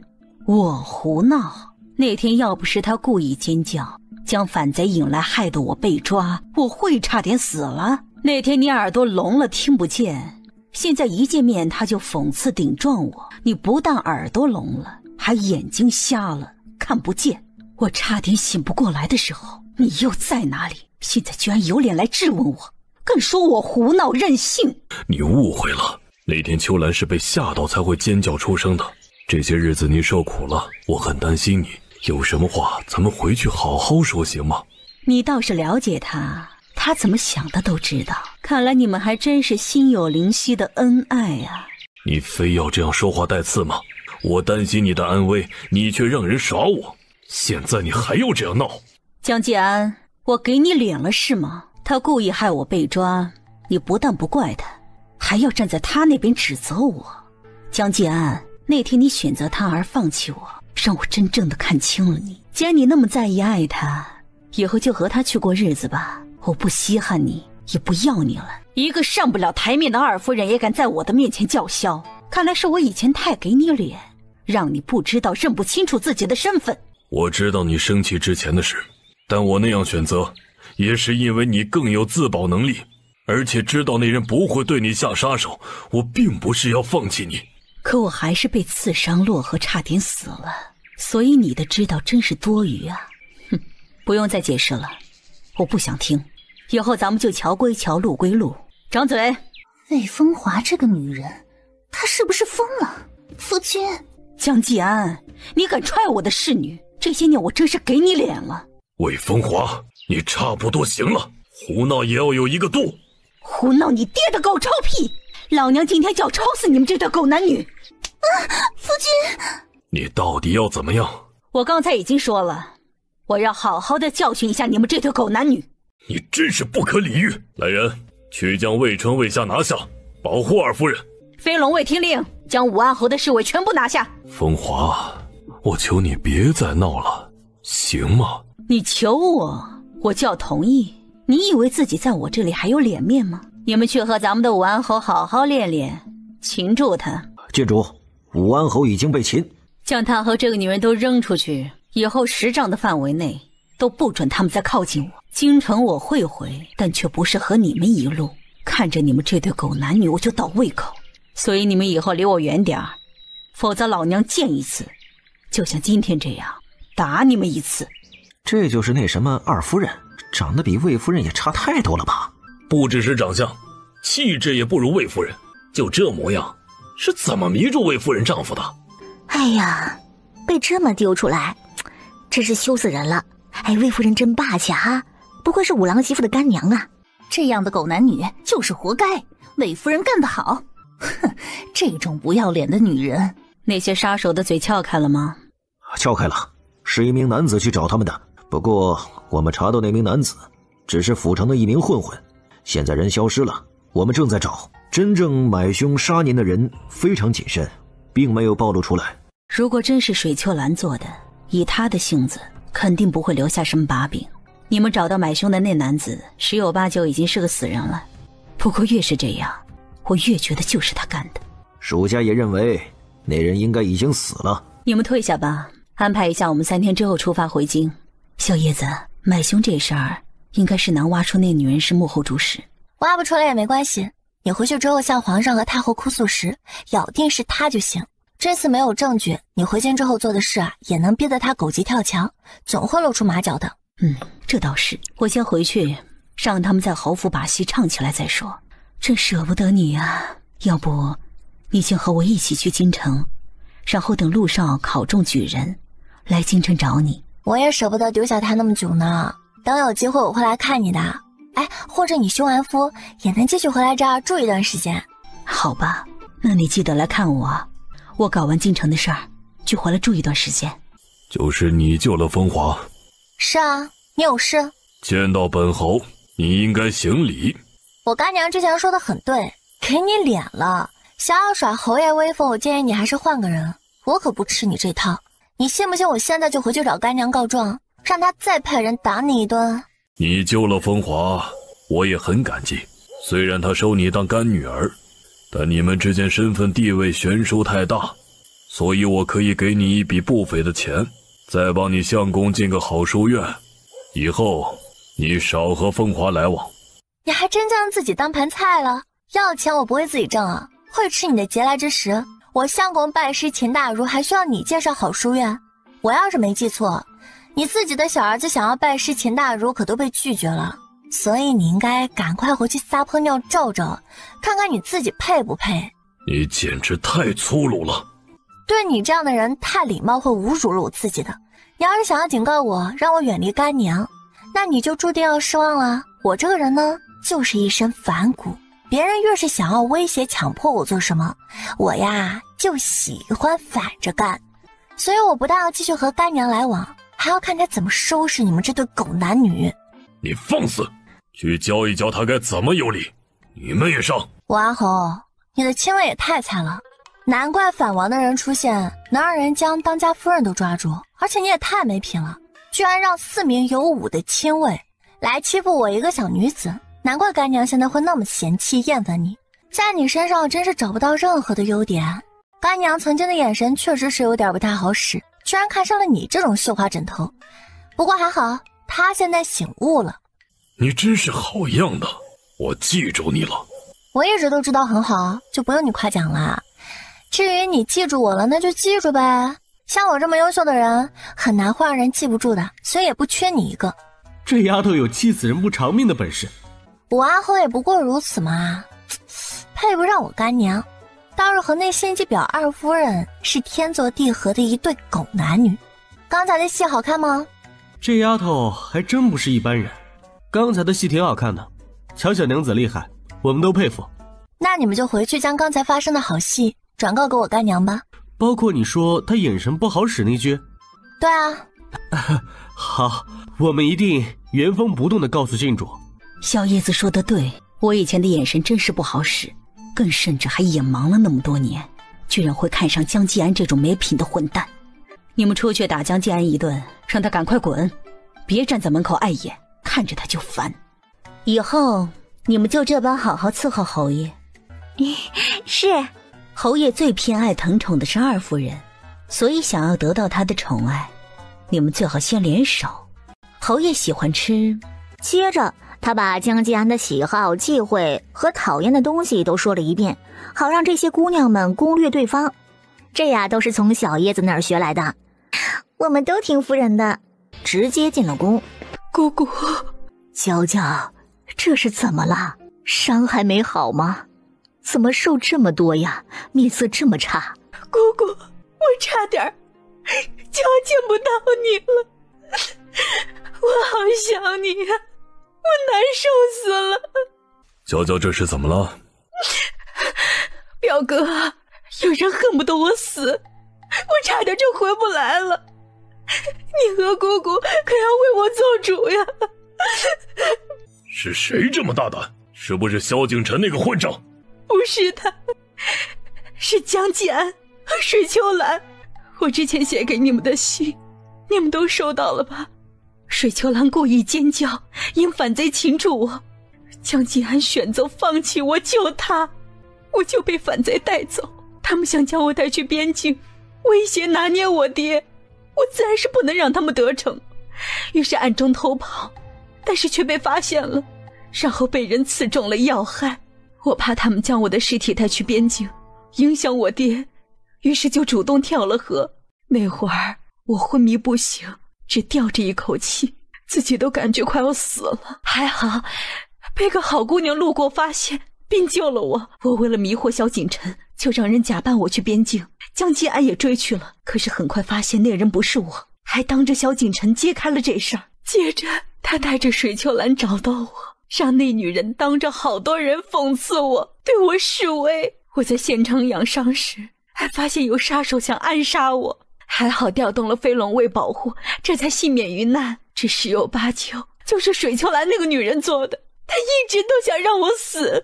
这些年她一直给我使绊子，她挑衅算计我，江继安不但不帮我，还一直偏帮着二房母子。我以前太在意她了，所以一直帮着她掩护，没有说过这些事儿。可这次她放弃我，他们这对狗男女更是差点害死了我。我对他彻底冷心了，我再也不要忍受委屈了。姑姑，表哥，我好心动，好难过，我根本就是所家非人。江继安这些年和老侯也专门打压我们大房，而偏宠二房。我怀疑江继安和水秋兰以前就有了私情了，不过是借着肩挑两房当掩护，光明正大的在一起。他们就是一对狗男女。还有老侯爷，他对水秋兰一直都不像是对侄媳妇那么简单，他指不定也是对水秋兰有什么歪心思，亦或者和水秋兰的娘有关系。表哥，你一定要帮我查一查，他们是不是真那么恶心？你这个丫头，受了这么多委屈，怎么不主动早点说？你又不是水秋兰那种破落户，你可有我还有你表哥做主呢。那对狗男女竟敢这么欺负你，当你表哥不存在吗？一定查江继安跟那个破落户之前是不是早就有首尾了？还有那个老东西对侄媳妇那么偏宠，怕是也有问题，也得好好查一查。确实得查一查，等查出来问题，朕会找他们算账，为你做主的。除此之外，你还想怎么出气吗？我要休了江继安。你说什么？我说我要休了江继安，他背叛了曾经对我的誓言和承诺，还差点和其他女人害死了我。跟他和离实在是太便宜他了，所以我要直接休了他，让他在全京城丢脸。好，那就休了他。什么玩意，敢欺负我家娇娇？还是姑姑懂啊，对我好。从前朝到现在，还没有听过哪个贵夫人休夫的。那我就来当这个第一人好了。表哥，你是不是也要偏向江继安那对狗男女？朕当然是站你这边的，不过修复这事儿还得从长计议，不能是现在，得让你站在制高点。等他们查到江继安父子有问题后，用这个来开刀吧。我就知道表哥一定会站在我这边的，我也没想现在就休了他。当然要去查，拿住他们的小辫子。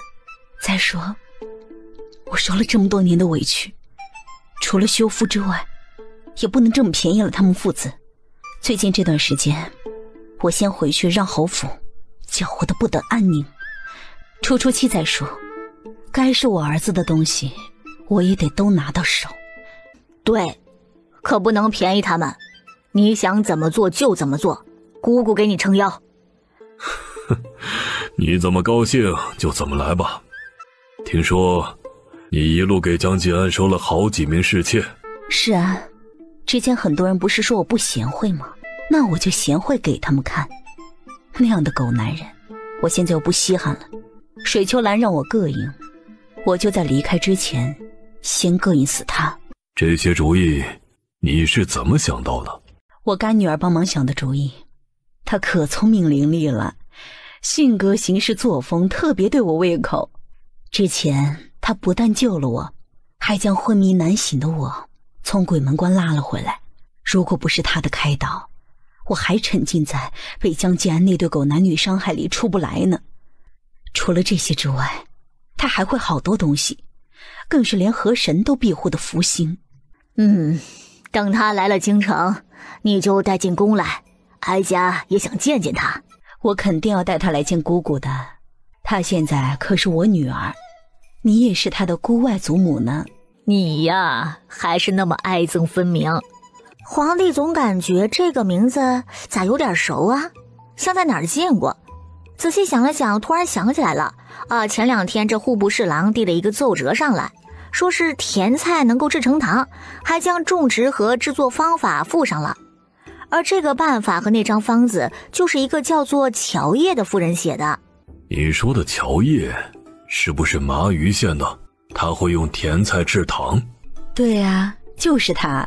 他不只会用甜菜制糖，还会很多东西呢，做的蜡烛更是一绝。我让他帮忙做几份定制蜡烛，送给你们当礼物。等做好送到京城来，姑姑和表哥就知道，原来蜡烛还能做成那样呢。还有驱蚊的蚊香，等明年夏天，我就让他做一些送到宫里来。看来你收了个不简单的干女儿啊，连朕都想见一见了。等他来京城，我就带他进宫见表哥。哦，对了，他相公也很不错，看着就是个栋梁之才，不久前还被秦老头收做学生了。哦，原来他还是那个陆韶的媳妇儿，还真是巧了。所以啊，这都是缘分。也对，魏风华主动给武安侯纳了好几房美妾，现在贤良淑德起来，外加上皇帝的默许，翼王等人背后的推动，御史们就闻风而动，一窝蜂的上了。这是天天参武安侯，还参水秋兰的爹教导无方。见过姐姐。我之前就说过，我可没有你这样破落户的妹妹。上次长嘴，看来还没有让你长教训。魏春，再去给二夫人教规矩。你下次再胡乱称呼，我会再教你规矩的。江继安偏宠你，本夫人可不会惯着你。夫人，老侯爷请你去正厅一趟。本郡主要回院子先洗漱一番，让老侯爷先等着吧。让老侯爷等，这不太好吧？哼，让他等等本郡主是给他脸，有什么不好的？嬷嬷，本郡主让他等等，违背规矩了吗？您是先帝册封的一品郡主，当今陛下更是下旨赐予您公主身份。按照品级身份来看，让老侯爷等一等，那是合乎规矩的。听到了吧？这是太后身边正三品的管事嬷嬷，还曾伺候过太皇太后的老人，她是最懂规矩的。现在可以让老侯爷等了吗？是，我这就去禀告老侯爷。滚！是。这等了半个多时辰了，魏风华才慢悠悠的姗姗来迟。老侯爷找我有事？你是怎么做儿媳妇的？见到我这个公公不喊爹也不行礼，太不像话了。我以前对你行礼喊你公公，那是给你脸，现在不想给你脸了，自然是想怎么来就怎么来了。你要是不高兴，你就出去叫嚷，说我不孝呗。你简直放肆！有事儿说事儿，有屁就放，我可没时间在这儿听你废话。你真是反了天！叫人来，给我将夫人带下去，家法伺候。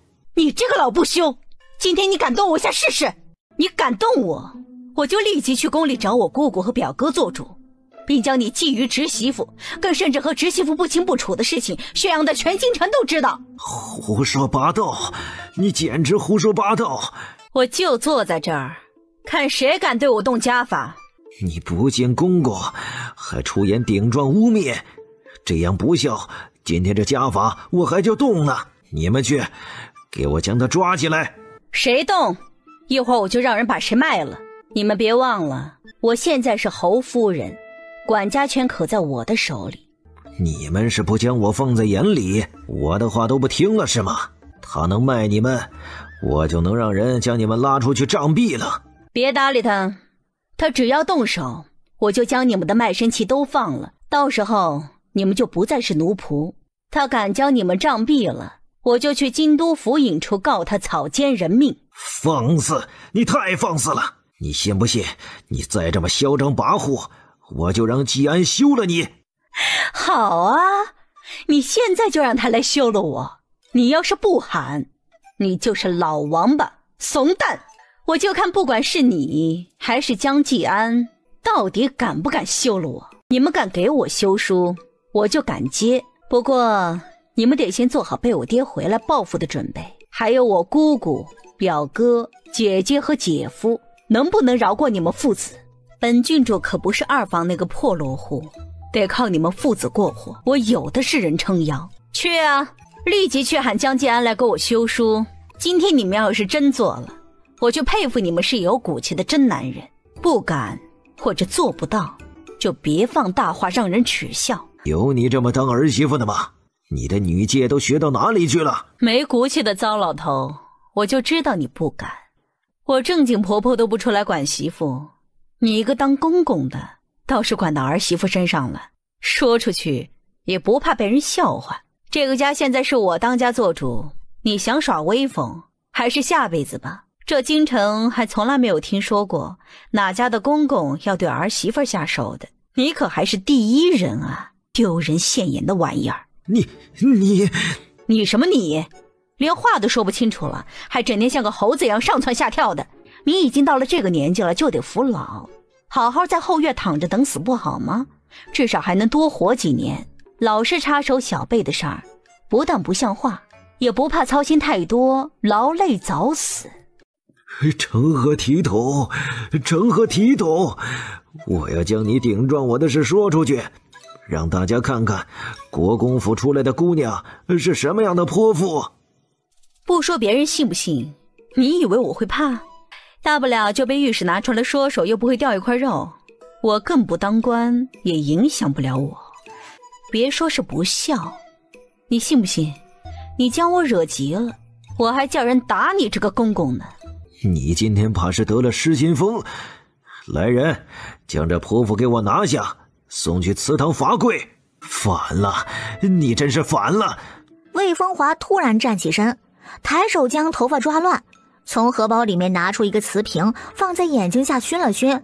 这是乔爷给他特制的不伤眼睛的催泪液，更甚至跑出侯府。武安侯府在勋贵云集住的地方，魏风华的动静很快传到各府当家夫人的耳中。皇宫，你这是怎么了？不是杀手，皇上，我要被公公打死了，实在是没办法，只能来宫中找你了。你说老侯爷要打死你？是啊，昨天赏花宴，水秋兰顶撞我，我就让侍女张嘴教她规矩。在赏花时，她又故意摔了茶杯，对我和姐姐不满，被姐姐说了几句并请了出去。也不知道她回来之后怎么找老侯爷告状的。今天我一回府，老侯爷就让管家来拦住我去见他，然后一见面就是训斥，说我太不像话了，居然那么对二夫人。他对二夫人心疼的厉害，更是为二夫人出气，所以就拿公公的身份压我，说要对我执行家法，不但要让人打我的板子，还要叫我关去祠堂罚跪，不给吃饭喝水，罚3天之后认错了才能出来，要是不认错就一直跪。我出生到现在，连先皇和皇上都没有这样打过我和罚过我。再说我才被刺伤，差点死了，伤都还没有养好，要真是被打了板子，关到祠堂不给吃喝的罚跪3天，哪怕是没法活着出来了。可是我明明没有错，每次都是二夫人顶撞我，可是老侯爷和侯爷都要偏帮他。现在老侯爷更是想要了我的命，想折腾死我，好给二夫人腾位置，好转正当侯夫人。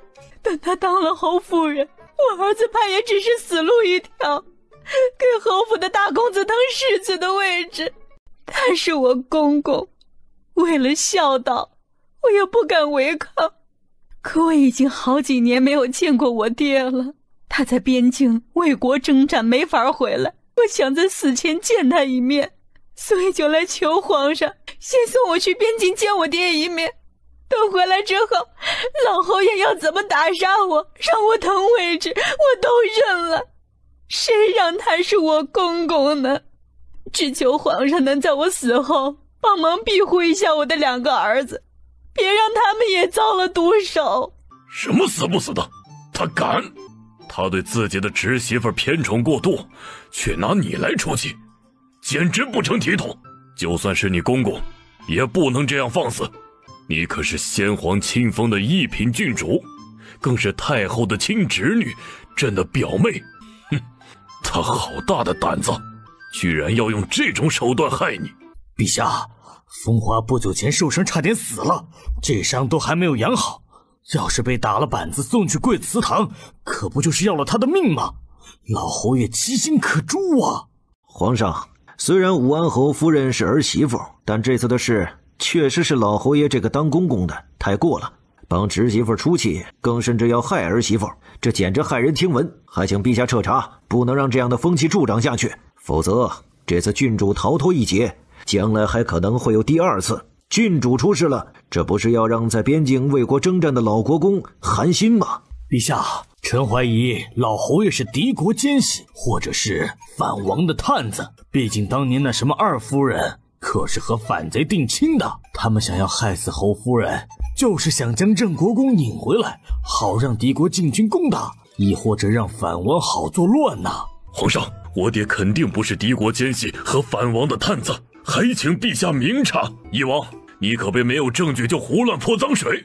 如果不是这样，那他为什么非要对儿媳妇下这般狠手？我爹因为觉得亏欠他弟弟的缘故，所以平常确实有些偏帮二房。这次可能是觉得我夫人不该当众打脸二夫人，让二房跟着丢脸，才说要用家法。他也是在气头上，等我回府之后，自然就会将我夫人从祠堂带出来，所以绝对没有想要害死我夫人的意思。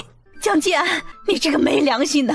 这些年你和你爹打压大房，偏宠二房我都认了，现在你爹想要害死我，你还偏帮他们说话，你是不是也想让我立即去死，好将你最宝贝的二夫人扶正，好让你最受宠爱最受重视的大儿子继承侯府？你们父子和侯府真是欺人太甚！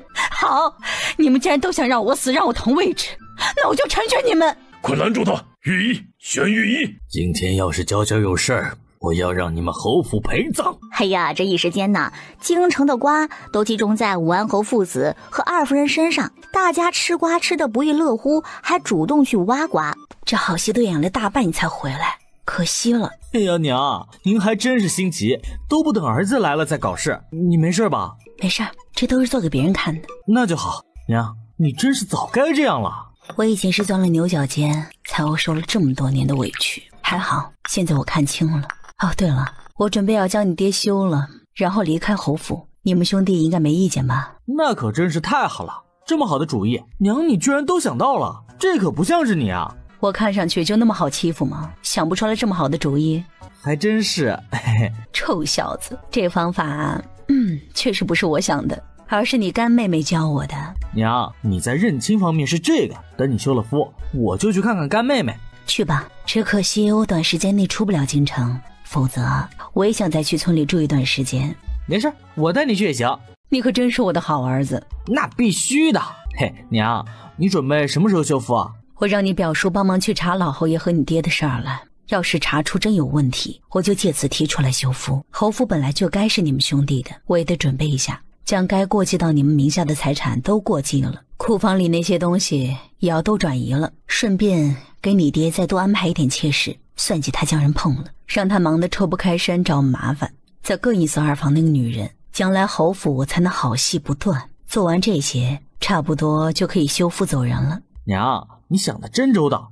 哎呀，侯府的烂摊子我以后会处理，你还是尽快休夫吧。等我回府之后，会再帮你加一把火的。你呀，就是一肚子的坏水，也不知道你祖母是什么想法。我是想着要不要劝说他一起休夫，带着他一起脱离侯府的苦海，让他也给那个老东西多纳一点妾，以后让他们父子二房母子自己乱起来。娘，真有你的，这个主意绝了。哎，不会也是干妹妹想出来的吧？那必须的。那我回府之后就去找祖母，把那老东西休了，让他一起离开，最好不过了。你做好休夫的准备，剩下的就交给我吧。灵儿回来了。祖母，我之前进宫看了我娘，她没事吧？她没事，好着呢。那就好。她以后打算怎么办？我娘要休夫，这倒是她能够做得出来的事儿。你也支持吗？能离开侯府挺好的。那您想离开侯府吗？怎么离开呀？也一样的修复啊。那老东西这些年对你从来没有好过，你就踹了他。我跟你娘不一样，她有底气修复，离开侯府之后也有人接纳，我却不知道要何去何从啊。祖母，你还有我们呢，谁说修复之后就必须得回娘家了？有我娘和我们帮你撑腰。我娘的意思啊，也是想你一起修复，脱离侯府这臭水沟的。以后啊，我和我哥还能陪着你，多走走看看外面。你那娘家的人要是敢说你半句不是，或者找茬，我就敢带人打上门去。好，我听你的，我也休了那个老东西。祖母威我。你呀，祖母啊，那老东西和二夫人是不是有什么不可告人的关系啊？他年轻的时候想求娶水秋兰的母亲，只是没成。这些年他一直没有放下过，为了完成他心里的遗愿，外加上对方的暗示，他才搞出肩挑两房，让你爹娶对方女儿的恶心事儿。祖母，你一直都知道这事儿？这倒是没有，我嫁进侯府，那老东西对我就很冷淡，不会跟我说这些。生了你爹之后啊，他更是很少踏足我的院子，要不是他被派出去打仗，管家权也不会交给我。我也是你爹娶了二房，二房生的女儿抓周那天才知道的。老东西那天晚上突然来我的院子，难得和颜悦色，还说了不少好话，更高兴地喝了很多酒，还说呀，他孙女长得好，将来肯定很出众，他要物色一个最好的孙女婿，比如皇子。我总感觉他有些不对劲儿，二房生了个女儿，他至于那么高兴吗？接着他又喝醉了，走出门摔了一跤，伺候他的人垫在地上，手杵折了。我就带人送他回去，他不回房间，非要去书房，我就送他回书房。他醉的神志都不大清楚了，也没有注意，就从书房一个暗格里拿出一个锦盒，抱着躺到榻上。他一边摸着锦盒，一边嘴里轻声怀念，说他真像你。我平生啊少有生出这种好奇心，于是等他睡着以后，就将锦盒打开，然后发现这锦盒里头有几幅画，画的都是同一个女子，我出嫁前见过，那就是水秋兰的娘。除了画之外，还有几封写给那个女人的书信，信里倒是没有明显私情的话，但却诸多暗示，比如暗示老东西冷待我，比如让老东西帮他夫家一些事渡过难关，比如让你爹娶他女儿。我这才知道这个老东西为什么会主动提亲娶我，又那么冷淡，为什么非要让你爹搞个肩挑两房，还对二房那么偏宠。灵儿啊，我也提醒过你娘，让她一定抓住侯府的管家权，不能让二房沾染，让她防备着点二房，守好你们兄弟，对你爹也别太全身心付出。我曾经更一直犹豫，要不要将这事儿告诉你娘，想来想去呀，我还是放弃了。如果说了，这闹出去啊，侯府颜面何存呐？那会儿你跟你哥才几岁呀？我怕这事儿对你们名声不利，让你们将来受影响，也怕你们将来怪我。而且我要是说出来，那个老东西肯定不会让我好过，十有八九会让我死。唉，都说好死不如赖活着，我虽然过得不如意憋屈，可确实还不想死，还想看着你们兄弟娶妻生子呢。还有你娘，她对你爹那么深情，可你爹那会儿已经跟着老东西偏宠二房了。我也没有想到还能和离或者休夫，想着你娘要是知道这事儿得多膈应，还怎么在侯府过下去。最主要啊，她根本放不下你爹，只要她是侯夫人，她就不好管公公的私事儿，只能憋屈忍了，说不定还会为你爹偏宠二房找借口，觉得都是老东西让的。因为管家那些年也培养了一些亲信，只能暗中顾着点你们母子一二，防止那个老东西跟二房作妖。祖母，那你就用这事儿为借口来修复吧。那锦盒里的东西就是证据。这事儿怎么都要将老东西二房的女人和他娘都钉在耻辱柱上。好，你怎么做我都支持你。祖母，除了支持外，你其实也可以做点事儿解气。怎么做呀？帮老东西那10个8个的老妾在修复前时常去院子里看看好戏啊。他现在躺在床上，丫鬟小厮哪里能有妾室伺候的用心？那妾可是为他好呢。您多贤惠啊！你看我娘不也贤惠的帮我爹纳了不少妾吗？你可真是他的好大孙呐！嘿嘿，那当然啊，我对他可孝顺了。我听说秋兰也被责杖了，没事吧？他爹自个儿被打的都下不来床了，见到他说的第一句居然是这种，现在还有心思关心那个女人，这有点离谱吧？他还在昏睡，我已经吩咐人给他上好药了。我有一瓶私藏最好的金疮药，一会儿你就送去给他用。行，这次你媳妇儿能这样害我，以后就能一样害你。你明天就去宫里将她接回来，然后想办法软禁在院子里，可不能再让她兴风作浪，败坏侯府的名声了。好，你们居然合谋算计要害我娘，我明天就要进宫去向表舅告状。你这个臭小子简直太不像话了。谁叫你擅闯祖父房间的？外面又没人守着，我来探望祖父怎么能是擅闯呢？更何况我要是不来，岂不是就要错过你们的密谋了？祖父，我今天刚回来，一进京城就听说了你的风流韵事，之前我还不敢相信啊，你居然和二夫人有一腿，但刚才亲耳听到你喊侄媳妇儿，直接称呼秋兰，哼，可真是亲热呀。私藏的金疮药自己都舍不得用，也要送给二夫人用。我要不知道那是我爹的二夫人，都会以为那是您老的二夫人呢。你这个混账，胡说八道什么的！这次你二婶是因为被我连累了，我心里愧疚才说送药的，你可别乱泼脏水。祖父，这话你自己怕是都不信吧？你觉得我那么傻会信？更何况这些也不是我说的，而是外面传的。外面是怎么传的？外面啊，传你和二夫人一直都有私情，早就勾搭在一起了。虽是两房人，但都住在侯府，私会起来就很方便。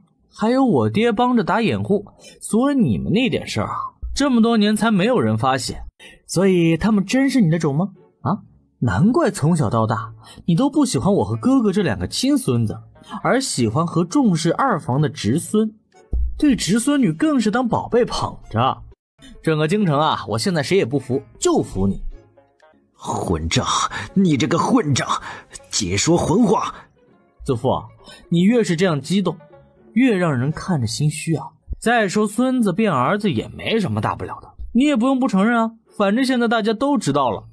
放屁，那些都是胡乱传的，根本没有的事。要没有这些事，人家干嘛要那么传？祖父，你历来对二房的不同和偏宠，府里的下人们也不是眼瞎，所以就别抵赖了。哎呀，可怜了你那个死鬼弟弟，死了都不得安宁啊，要被你拿来当接种的冤大头。他活着的时候，听说你对他也没有多好，你也不怕他从坟地里出来找你？你也不管管这个混账，有他这样顶撞长辈，主动给祖父泼脏水的吗？怎么对你祖父说话呢？你越来越不像话了。和你祖父道歉，然后回院子去，最近都不准出门。对，这几天你都不准出去，老实的待在府里，你派人看着他。哎呦，你们还真是父子情深啊。爹，我现在对你也特别佩服，你太孝顺了，我都想去向表叔给你申请一块牌坊了。别人是贞节牌坊，而你呢是孝顺牌坊，被亲爹戴了绿帽子，儿子女儿其实都是弟弟妹妹，你都还能忍，继续孝顺，你比王八都能忍啊，你得受全国百姓的瞻仰啊。也难怪我娘对你失望冷心，让你滚，活该你和老王八水性杨花二夫人才是一家呀！混账，真是狗嘴里吐不出象牙来。你祖父和二夫人清清白白的，你可别听外面那些人乱传，就跟着瞎搅和。我可是你爹，有你这么说亲爹的吗？我和你祖父的名声被败坏了，对你和你哥有什么好处？哎，我有没有乱说你心里有数啊？我就不信你自己感觉不出来祖父对二房母子的不同，你一点都没有怀疑过他们的关系。我明天啊就带着祖母、母亲搬出去住，省得污了他们的眼睛。今天祖父对二夫人的关心、送药什么的，我也得出去好好和大家说道说道，不能只让我看笑话，也要让大家呀跟着一起乐呵乐呵。孽障，你这个孽障！孽障就孽障，总比老畜生强。哎，祖父啊，就你做的这些不要脸、见不得光的恶心事，你还有脸去地下见你弟弟吗？你孽障！你教训他，家法伺候。祖父，连话都说不清了，你还要作妖啊？你这不就是典型的老而为贼吗？孽障！你这个混账！你再胡说八道，我就要对你动用家法了。想要对我用家法？行，你们尽管来。今天谁要是动我一下，我立刻进宫去找表舅做主。来啊，打我啊！你，我怎么了？我就这么有底气啊！你们不喜欢我，不宠爱重视我，自有人来疼爱我。身份比你们高贵，人品比你们好，所以我为什么要怕？要动家法就快去，别磨磨唧唧的。我一会儿可还要出去啊，和朋友喝酒聚聚，说说家里这些个破事儿呢。关起来，将他关起来。腿长在我自己身上，你们关得住吗？祖父啊，您就别操心了，好好养伤嘛啊！我呀，一定会教你在府中怎么私会二夫人，轻易喊着秋兰。平常呢，经常送首饰、布料和糕点等事，让大家知道的。你们俩以后啊，也就不用再偷着来了，光明正大的卿卿我我多好。反正我爹比王八还能忍，肯定会包容你们继续的。我呢，也一定会给我爹立一个孝子牌坊。放心，我们武安侯一定会在史书上留下浓重的一笔，让后世的人啊都知道你们父子的去世，不会让祖宗失望的。切，随便说几句就吐血气晕过去了，真丢人！混账，将祖父气吐血晕过去，你也是京城的第一人了。传出去，你可是大不孝，对你可没好处。你能不能别总想着伤敌1000自损800？能当京城第一人挺好的，多有排面啊！你们要是不爽，就去宫里找皇上评理告状，说我不孝呗，看皇上会不会偏袒你们。哎呀，你到底要干什么？我刚才说了呀，我要出去喝酒，和大家说说家丑，明天啊再带着祖母和娘搬出去住，你有意见？来人，送三公子回院子，不准他出府。你这是要关着我？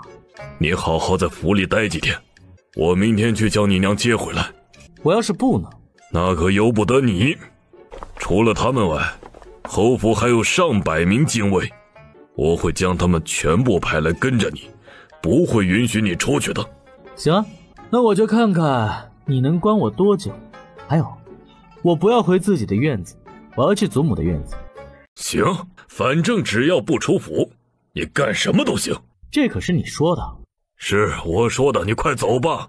爹，你可要为娘做主报仇啊！一定不能放过大房那个坏女人。你不小了，也应该知道谨言慎行。爹，你居然凶我，我讨厌你！这上面的灯笼呢？启禀侯爷，夫人回来后就让人将灯笼取下了扔了。我的衣服和茶盏等物呢？夫人回来之后让我们将这些东西全部都收起来扔了，只要是关于侯爷的东西已经全部都扔了。全扔了？竟然全都扔了？这是要干嘛呀？哎呀，走水了，快救火呀！那是谁住的院子？禀侯爷，这像是老夫人的院子。世子是不是已经去了老夫人的院子？半个时辰前，世子已经去了老夫人院子，并且没有出来。救火！快救火！一定要将老夫人和世子救出来！儿子和娘可千万不能有事啊！祖母，咱们现在就去京都府尹，你不怕吧？不怕，这些年来一直平淡的过着，没想到还有这么刺激的时候。走吧，明天开始我就不再是武安侯的老夫人了。真好，去了京都府尹，便告状有人要谋害他们，具体凶手不知道，但怀疑对象是老侯爷。这臭小子真是一肚子坏水，侯府那老东西摊上这样的孙子也是够受的了。江继安，你们父子真是太肮脏无耻了。之前你为了二房那个女人，害得我差点被贼人所杀，二房又买杀手暗杀我。我回到京城来，你更是对他袒护，你们父子还想逼死我让位，这些都认了，可你们千不该万不该动到我儿子头上。昨天他和婆婆差点都被烧死了。行，既然你们先这样不仁不义，那我就成全你。今天当着所有人，我魏风华在此休了江继安，从今以后我和他桥归桥，路归路，再无任何关系。这样的事可不能拿来胡闹。哼，我又没病，会拿这种事情来胡闹吗？更何况在你的心里，我就是一个只会胡闹的人。我确实不如你那宝贝二夫人虚伪体贴贤惠，所以我就成全你啊。我也不用再看着你们就恶心膈应的想吐死。你才是我的妻子，谁都代替不了。我爹和二夫人的事也都是误会，我对二夫人更多的是亏欠和责任，不是你想的那样。你先把休书收回去，咱们回侯府好好谈谈，你再决定好吗？哼，亏欠责任，到了现在你还有脸拿这个来说事儿？亏欠那是你爹嘴上的借口，你也非要拿它来当遮羞布。各位，你们来帮我和我儿子评评理。魏风华说出当年老侯爷让江继安肩挑两房，说是为了不想让他唯一死去的兄弟断了血脉。可不断血脉非要肩挑两房吗？过继那不是更好吗？接着这两父子就一直对我和我儿子说，我们大房是要继承侯府的，产业也要占大部分，所以二房太亏了。他们就打着亏欠二房的名义，从宫中以及他们的私产里不断的补贴二房。在我们大房和二房有任何利益或者矛盾冲突的时候，他们也都选择了偏向二房。更可笑的是，还对我们大房灌输我们也亏欠二房的想法。我这些年都被他们绕晕了，差点以为我们也亏欠了二房。所以二房母子啊，经常在侯府作妖，在我的面前示威，我都忍了。所以明明是二房占我们的便宜，吸血我们大房，可是他们父子却还打着亏欠的名义，让我们大房吃亏退让。大家说，他们父子是不是太过分了？我们是不是才是吃亏的一方？大家听着纷纷点头。这是二房这些年来的花费，这还只是宫中账户上明面上的钱。可据所知，老侯爷和江继安私下补贴的是宫中花费的好几倍，而我们大房的花费除了宫中的，就是花我自己的嫁妆。大家看看，到底谁才是吃亏的一方？这侯府二房一个月的开销啊，居然比我们一家几房加在一起还多呀！哎呀，要是连上老侯爷和武安侯的补贴，二房一个月的开销和得到的，怕只能堪比我家几房一年的开销了。而武安侯大房的开销，光看公众上的账本，一个月比起二房来，连1/10都不到呢。这也好意思说亏欠二房？老侯爷和武安侯的脸还真大呀！这也太不要脸了。而且原本侯府就应该是大房的，吃亏的一方反而变成了亏欠的一方，这对父子啊也太会颠倒黑白了。侯夫人还是受宠的郡主，这要是换成普通的世家贵女当了侯夫人，这还不得委屈死啊！我之前不知道花了那么多，我一直以为二房吃亏呢。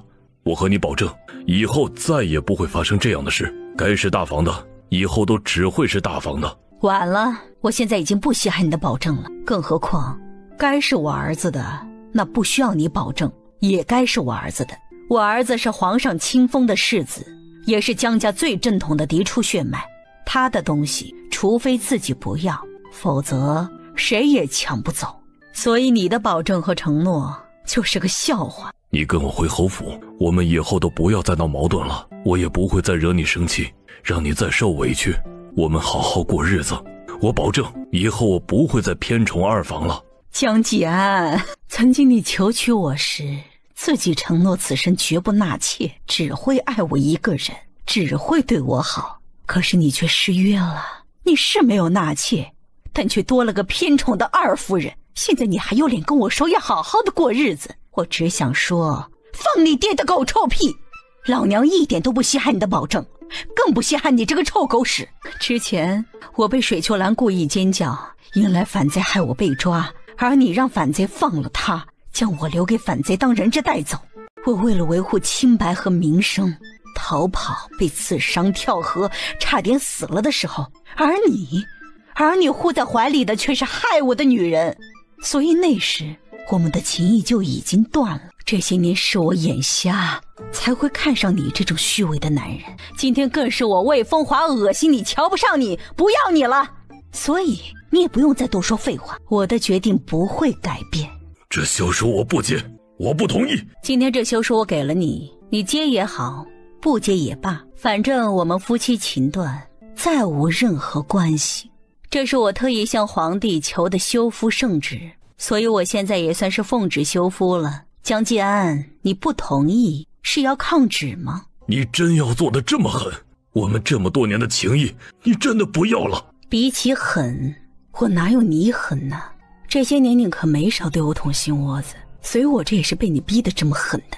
至于情谊，不都被你这么多年来所作所为磨灭了吗？好了，我们的事情已经说完并结束，就不要再纠缠浪费时间了。现在我们来说说老侯爷的事儿。这个锦盒是老侯爷私藏多年的东西，画上的女子年轻人可能不认识，但只要上了点年纪的贵妇人都能看出来，这是水秋兰娘年轻时候的样子。当年老侯爷一直想求娶水秋兰的娘，可惜人家嫌弃他是个粗鲁的武夫。那会儿武安侯府还很落败，自然不愿意嫁给他。不过另嫁他人之后，那个老女人似乎是一直吊着老侯爷，跟他多年都保持联系。这些就是老侯爷保存的跟那个老女人写给他的信，给大家念念。不准，你不能这样做。原来老侯爷这些年来一直记挂着水秋兰的娘，还为对方做了那么多事儿啊。所谓的为了弟弟才让儿子肩挑两房的事儿，原来都是那个老女人提出来的。信里说，水秋兰其实一直心悦江继安。当年老侯爷想为儿子求娶水秋兰当儿媳，也是因为他夫家怎么都不同意，他才没法拒绝的。水老太的女儿因为前夫的事儿没法嫁到好人家，这才求老侯爷让他想办法将水秋兰嫁给江继安，还暗示他女儿不想当妾。然后在第二封信里提了一嘴肩挑两房，倒是没有明说，但表现的也很明显了。老侯爷为了心爱的水老娘，自然要儿子去做呀。所以肩挑两房根本就不是为了什么弟弟，没有任何亏欠和愧疚，不过是他们私情之下的遮羞布。老侯爷娶了我婆婆之后，更没有对外说的那么重情义，反而是冷落我婆婆，让我婆婆这些年一直在小院里吃斋念佛。我婆婆也是无意中发现了这个锦盒里的秘密，所以昨晚就遭遇了一把火，被想杀人灭口，所以我婆婆和儿子才会状告她。我没有，不是我放的火，你们算计冤枉我。到了现在，你还要狡辩，还是一如既往的无耻。大人，他确实是最有动机让人纵火的凶手。除了他侄孙女满月那天，他喝醉酒，让我送他去书房，然后我亲眼看到他拿出锦盒里那个女人的画像，一边抱着亲，一边说那孩子像他。除了我发现他跟那个女人的私情以外，还因为我撞破过几次他跟侄儿媳妇支开伺候的人单独相处。你不要血口喷人，没有的事。之前我在院子里吃斋念佛不出门，就是怕他害我，这样就不怕我出去乱说了。可最近因为他跟水秋兰的事儿被宣扬出去，他就忍不住怀疑说是我做的。特别是我孙子回来以后就来我院子陪我，他担心我将这些秘密告诉孙子，所以找人放火要烧死我们。当然不正常了，我们又不是傻子，他说什么我们就信什么。我见过二夫人和这画像上的人是有几分相似的。老侯爷这是明显将二夫人当成他娘了呀！原来如此，难怪会那么偏宠二房呢。原来呀，和母女是这种关系啊！这还真是勋贵家里天大的丑闻，丢我们勋贵的脸。那母女也好不要脸，竟做出这种伤风败俗的事儿。哎呦，武安侯不但被亲爹安排娶了心爱之人的女儿，还被亲爹戴了绿帽，京城第一大冤种啊！也难怪郡主和老夫人要休夫离开，这么恶心的侯府，谁受得了？武安侯真是个大孝子，这都能忍。不是这样的，我和他们母女真是清白的，这都是他俩胡乱对我们泼的脏水。我承认，我年轻时心悦水秋兰的娘，也让我儿子娶了他女儿，但我和他们之间绝对没有任何私情。锦盒里的画和信都是我自己收藏的，不关他们母女的事。你们要认定我们有私情，就拿出证据来，否则我绝对不认。哼，这些证据摆出来，难道还不够证明？再说，我可亲眼瞧见你跟水秋兰私会的，你敢说你们没有？你血口喷人，我们不过是商量事，到了你嘴里就是私会。我们没有，我们是清白的。行行，你们是清白的，随你怎么说吧。有什么事商量？需要将丫鬟侍者支开单独谈的？那可是你儿子的女人，你的侄媳妇儿，这不是明显有猫腻吗？就是呀，哪家的大伯会单独和侄媳妇儿商量事啊？公公单独补贴儿媳妇儿都是说不过去的，更别说这还补贴侄媳妇儿那么多。昨晚我儿子要是被烧死，世子之位可不就轮到二房那个不知道是谁的种来当了。气得又是一口老血喷出来，直接又晕过去了。爹，你终于回来了。你已经是这么大的姑娘了，就算是亲人也不能再这样扑到男子怀里，有话就站着好好说。爹，外面那些话都是乱传的，您可千万不要相信。娘说了，我们就是你的孩子，他和大爷爷是清白的。是啊，爹，你可千万别中了那些人的离间计啊。这些呀，都是大房母女跟那个老婆子搞出来害他们的，太可恶了。你不如明说，是夫人和老三搞出来的离间计。现在这个家已经散了，你们还不满意？一见到我就开始抱怨暗示，你们想干什么？让我去帮你们找老夫人和老三问罪报仇。爹，我们不是这个意思，我们只是不想你误会。你和娘在一起生活了那么多年，难道还不知道她的为人吗？她肯定不可能做出对不起你的事。我还真不知道她的为人，谁让她这么会伪装呢？就算他们真是清白的，你们就是我的种又怎么样？这样夫人就能回来吗？如果知道会有这么一天，我一定不会娶什么二夫人，也不会想要其他女人生的孩子。以后有事别来找我，去找你们大爷爷吧。我一看到你们就会忍不住想起那些流言蜚语，更忍不住迁怒。你们大爷爷和你们二房母子害得我痛失所爱。爹，你怎么能这样呢？你和我们明明才是一家人，你和娘相亲相爱，更是最疼我们兄妹的，我们又没有错，你怎么能听人故意挑拨，就真的中计迁怒我们呢？爹，我好害怕，你别生气了。不是，我和大房明明才是一家人，是你大爷爷和你娘算计拆散了我们，现在你们满意了。爹，求你别生气了，娘真是无辜的，她之前还吐血昏迷了，她一直惦记着你，求你跟我一起去看看她吧。见她配吗？现在她的计谋算计成了，不应该高兴庆祝，还会吐血昏迷，怕又是装的吧？滚！不要再让我看到你们，不要让二房的任何人靠近我，否则拿你是问。是。皇宫还真是够精彩的，可惜没能亲眼所见。不愧是江依林，一回来就搞出了这么大的事儿。确实精彩，风华还是那样的真性情。我听说风华这样的改变都是他干女儿开导的，那应该也是一个很通透的姑娘吧？不但通透，还非常的聪明有主意，最是鬼机灵了。这休夫的主意啊，我怀疑就是他给表哥出的。真的假的？你怎么回来了？太子怎么样了？禀报娘娘，太子之前得了疟疾。什么？太子现在情况如何了？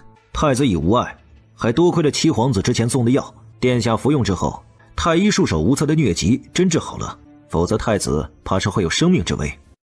还好，我当初从乔叶那里换了药，以防万一。七皇子，您送给太子治疗疟疾和发热的药效果非常好，太子派我前来是想问问您，那药还有吗？如果有的话，能不能再送一些去给太子？太子去的地方得疟疾的人不少，还有一些当地的大族也有人得的。如果有这样的药，太子就能借此和这些大族拉上关系并合作，解决这次前去的重任。而且太子心系百姓，也想让这样的良药能多救一些人。我手上的药都给了皇兄了，不过我认识会制这药的人，过2天呢，我准备一下亲自去找他去，然后多和他换一些药，我再派人送给皇兄去。那就劳烦七皇子跑一趟了。母后，这送给我药救了皇兄的人，就是表姑的干女儿，是不是很有缘分啊？确实有缘分，你这次过去可要好好的感谢一下他，我会让人去准备感谢的礼物，你带着过去。好。关永伯府，夫人，你晚膳时就没有吃多少，不管再怎么着急，也别伤了身子。王妈妈，我这心里头难受啊！我没想到叶儿会记恨我，不但不原谅我，还骂了我娘家人一通。现在又出了这样的事儿，我都不知道该怎么办了。当年你跟着伯爷回京，也是没办法才将2个孩子留在了夫家的。再说了，你一个女人家又能做些什么呢？当初你嫁到了伯府，受了那么多的气，身份本来又不是真的，哪里敢让人知道你还有孩子，更别说将人带来京城教养了。所以呀，夫人也不必自责，你有那么多的苦衷，以后好好的和他们说上一说，相信他们姐弟会理解的。温家老夫人之前应该没有将你的苦衷说出来，反而激怒了那位小姐。真是些成事不足败事有余的，还真是内忧外患呢。这事儿可千万不能让老夫人知道，否则还不知道那个老东西会不会搞事。这件事情一定不能让老夫人知道。夫君呀，你回来了。果然五皇子的人已经查出来你和乔叶的关系了。那五皇子是什么意思呀？太子不久前得了疟疾，却被七皇子送的药救活了，而这药是七皇子从乔叶那里得到的，太子的命也算是乔叶救的，所以太子和七皇子肯定会护着他。加上乔叶不但成了永安郡主的干女儿，还能影响到永安郡主。郡主背后有皇帝太后，还有镇国公府和义王府撑腰，一旦他偏向太子那边，对五皇子来说就是大麻烦。那五皇子想拉拢，还是要除掉他？五皇子和他的幕僚更倾向于拉拢乔叶，让他为我们所用。他会做治疗疟疾和发热等的药丸，说明除了会做蚊香蜡烛等外，乔叶应该还懂医术，亦或者知道不少药方。他不但是赚钱的一把好手，最近还给卢县令出了主意，让对方上奏折，递上了他给的一张用一种菜制糖的方子。陛下很重视，都说他傻的时候是跟在河神身边侍奉，所以学会了很多东西。以前这种事谁都不会信，可他恢复正常之后，没有学过就突然会了那么多东西，这就让人不得不信了。除了目前看到的这些，他又还会什么呢？这是个关键，所以拉拢他比除掉他更有利。可如果他不愿意呢？五皇子说，如果他不愿意，还非得站在我们的对立面，那就只有除掉他了。不过他最近在风头上，要动他被发现的风险太大了。五皇子还将拉拢他的重任交给了我们。那现在咱们怎么办啊？只有硬着头皮上了。莲儿，这件事只能靠你了。我当年将乔叶丢进河，他肯定还记恨着我，而你是他的亲生母亲，只有你对他动之以情，晓之以理的改善关系，才有希望拉拢他。要是这件事能办好，我就能成为五皇子的亲信。将来如果他能走到那一个位置，咱们也能跟着更进一步，将伯府改成侯府，咱们的儿子以后也就是侯爷了。我们夫妻一体，我当然愿意为你分忧啊。再说了，乔叶是我的女儿，这些年来我没有管他们兄妹，一直很内疚，现在正好啊，可以借此补偿他们呢。得其如此，夫复何求啊？要是能让乔叶不计较当年我冲动之下做的事，我也愿意和他道个歉的。哪有让你这个长辈向晚辈道歉的？你呀，就是太好说话了。放心吧，这事儿啊，交给我去办。那我亲自回一趟麻鱼县，再让我娘和哥哥们去办，我不放心。老夫人可一直盯着你的，要是你回麻鱼县，她很可能会顺藤摸瓜查到你真正的身份，以及那些过往。那怎么办呢？要不派个咱们信得过的又会办事的人过去？奶娘，这事谁去办我都不放心，只有麻烦你跑一趟了。行，既然你们这么相信我，那我就去一趟麻鱼县吧。同一时间，老爷，你可要为妾身做主啊！哎呀，二房那个死丫头，居然骑到我头上来了，都不将主子放在眼里。哦，老爷，你是谁？放开我，滚！我是你最喜欢的爱妾呀，老爷，老爷。你可不能因为有了二房的侄女就不宠我们了啊，老爷！滚！嘿嘿，子父啊，你还真是艳福不浅啊！除了二夫人外，还有这般的爱妾。孽障，你这个孽障！你赶快将这些丑妇带走，我不要妾！哎呦，说什么呢？我们都不嫌弃你一个死老头子，你居然说我们丑！你说你是不是又想着二房那个狐狸精侄女了？看把你能的！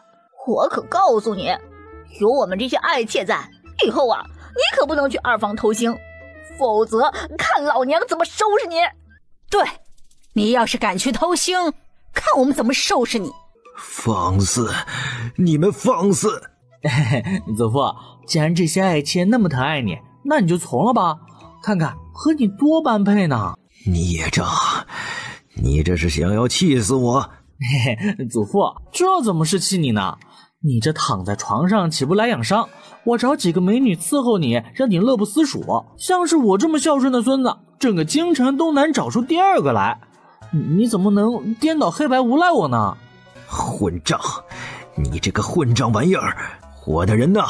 你的人当然都陪着你一起躺床上养伤去了。放心，3个爱妾既然不能够伺候你，我一定会帮你啊，再多找几个送来的，保管将你伺候的满意。我放个屁的心！你将这些人全部带走，我不需要他们伺候。我的人受伤了，就从其他院子调人来伺候。那还真没有，反正就这些人，你爱要不要？祖父，你好好享受爱妾的伺候吧，我就不陪你了。你敢？我当然敢，这不是都做了吗？几位姨奶奶，你们可得好好伺候我祖父啊！放心吧，我们一定会好好照顾，好好疼爱老爷的。哎，作孽呀，作孽呀！风华，风华，你见见我吧！老天呀，我是做了什么孽了？江介安德行有问题，连后院都管不好，还怎么管兵部？就将他从正2品尚书变成3品侍郎。麻鱼县老陆家就搬进了新家，新建的宅子很大，每房一个大院子。有事？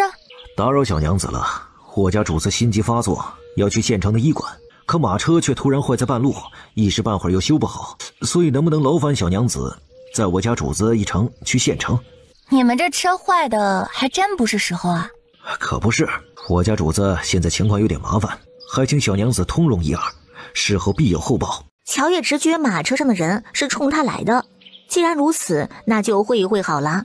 救人如救火，当然没问题。你叫你家主子扶到我们的牛车上来吧。这位公子既然有病，那就坐到牛车里面去吧。那就多谢小娘子了。不客气。几位是不是长平村陆家的人？你怎么知道？我们一直听说麻鱼县有个厉害的乔小娘子，而且她还有2只比较出名的大黑牛，所以看到你们就有点像。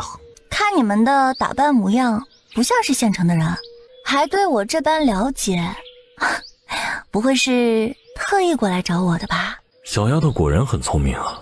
对，就是冲着你来的。想必你也看出生病搭车不过是个搭讪理由罢了。当然，毕竟你们搭讪的方式实在是太不用心了。你这性子还真是直接啊，难怪能被那个凶婆娘喜欢，并被收为干女儿。不过我就喜欢和性子直爽的人打交道。凶婆娘说的是我干娘？谁会这么称呼干娘？你姓萧？这么快就猜出我身份来了？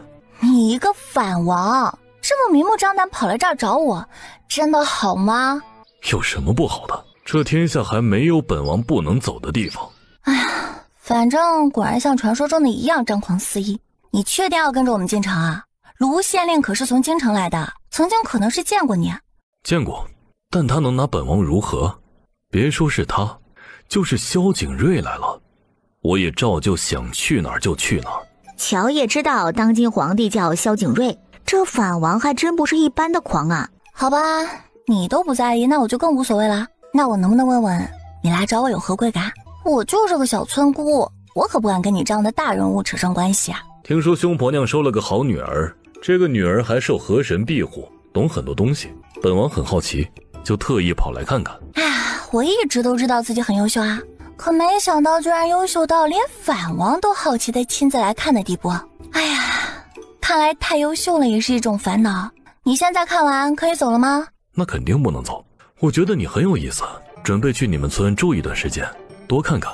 虽然你曾经是个王爷，但我可是有夫之妇，你年纪又这么大，我不会对你感兴趣的。首先，我从来都没有被剥夺过爵位，所以不只是曾经，现在我也是个王爷。其次，你放心，我对你这种黄毛丫头也没兴趣。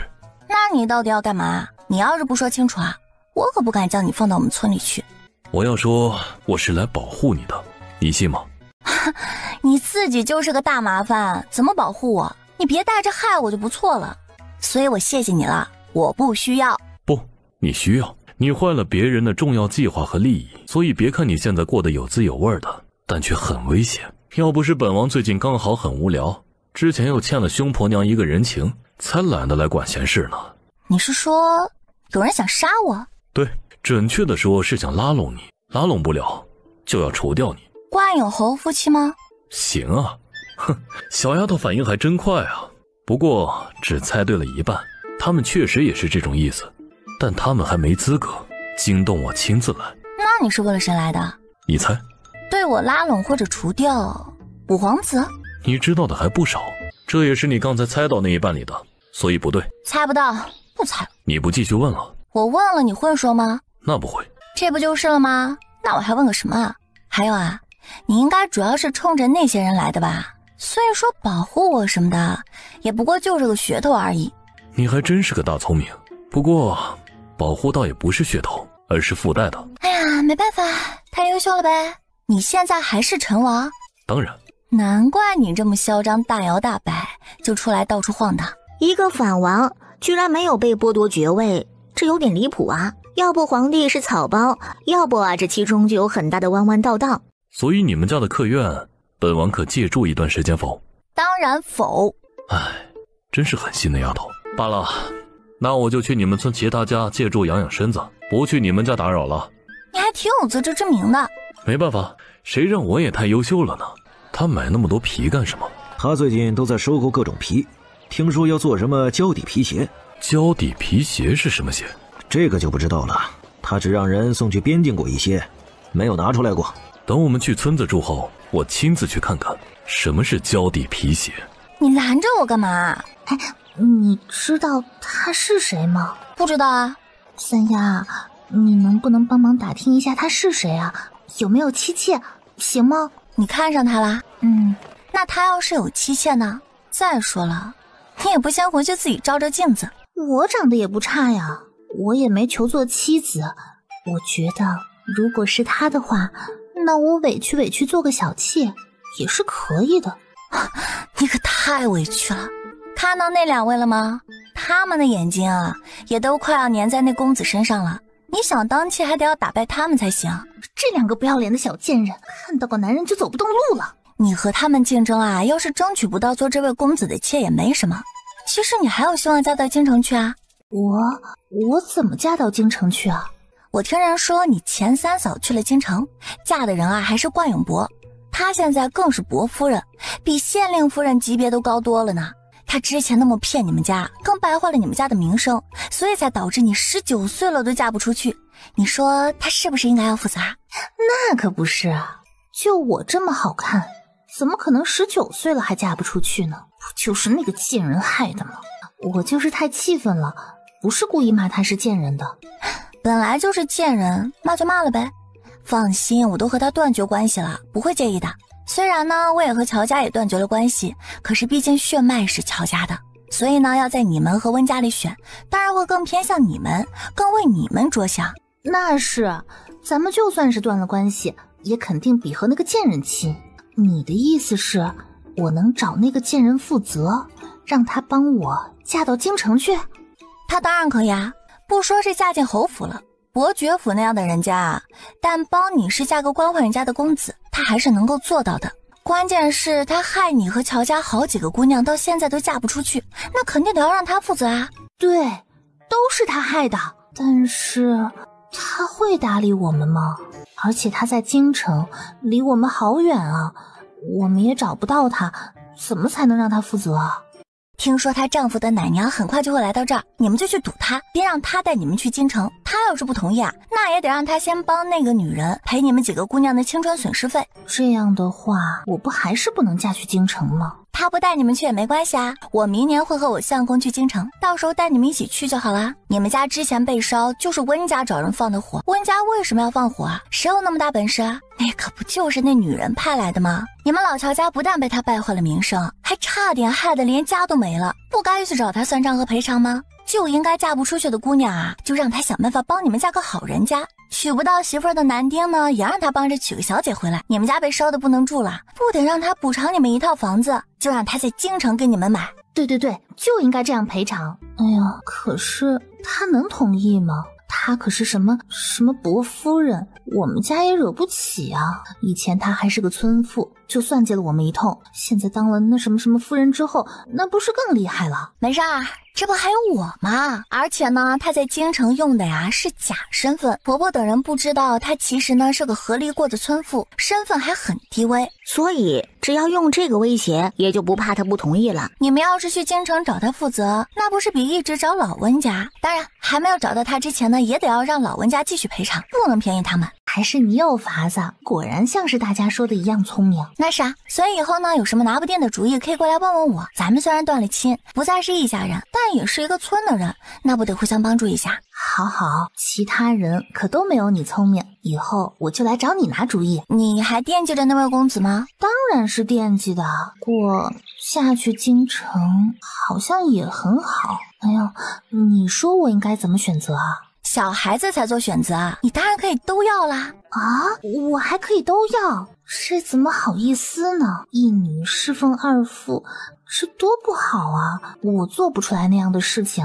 哎呀，羞死人了！我的意思呢是，你可以先试试，如果再遇到那位公子还能够接近的话，你可以先去争取下。如果他不想纳妾，对你没兴趣，你再放弃啊。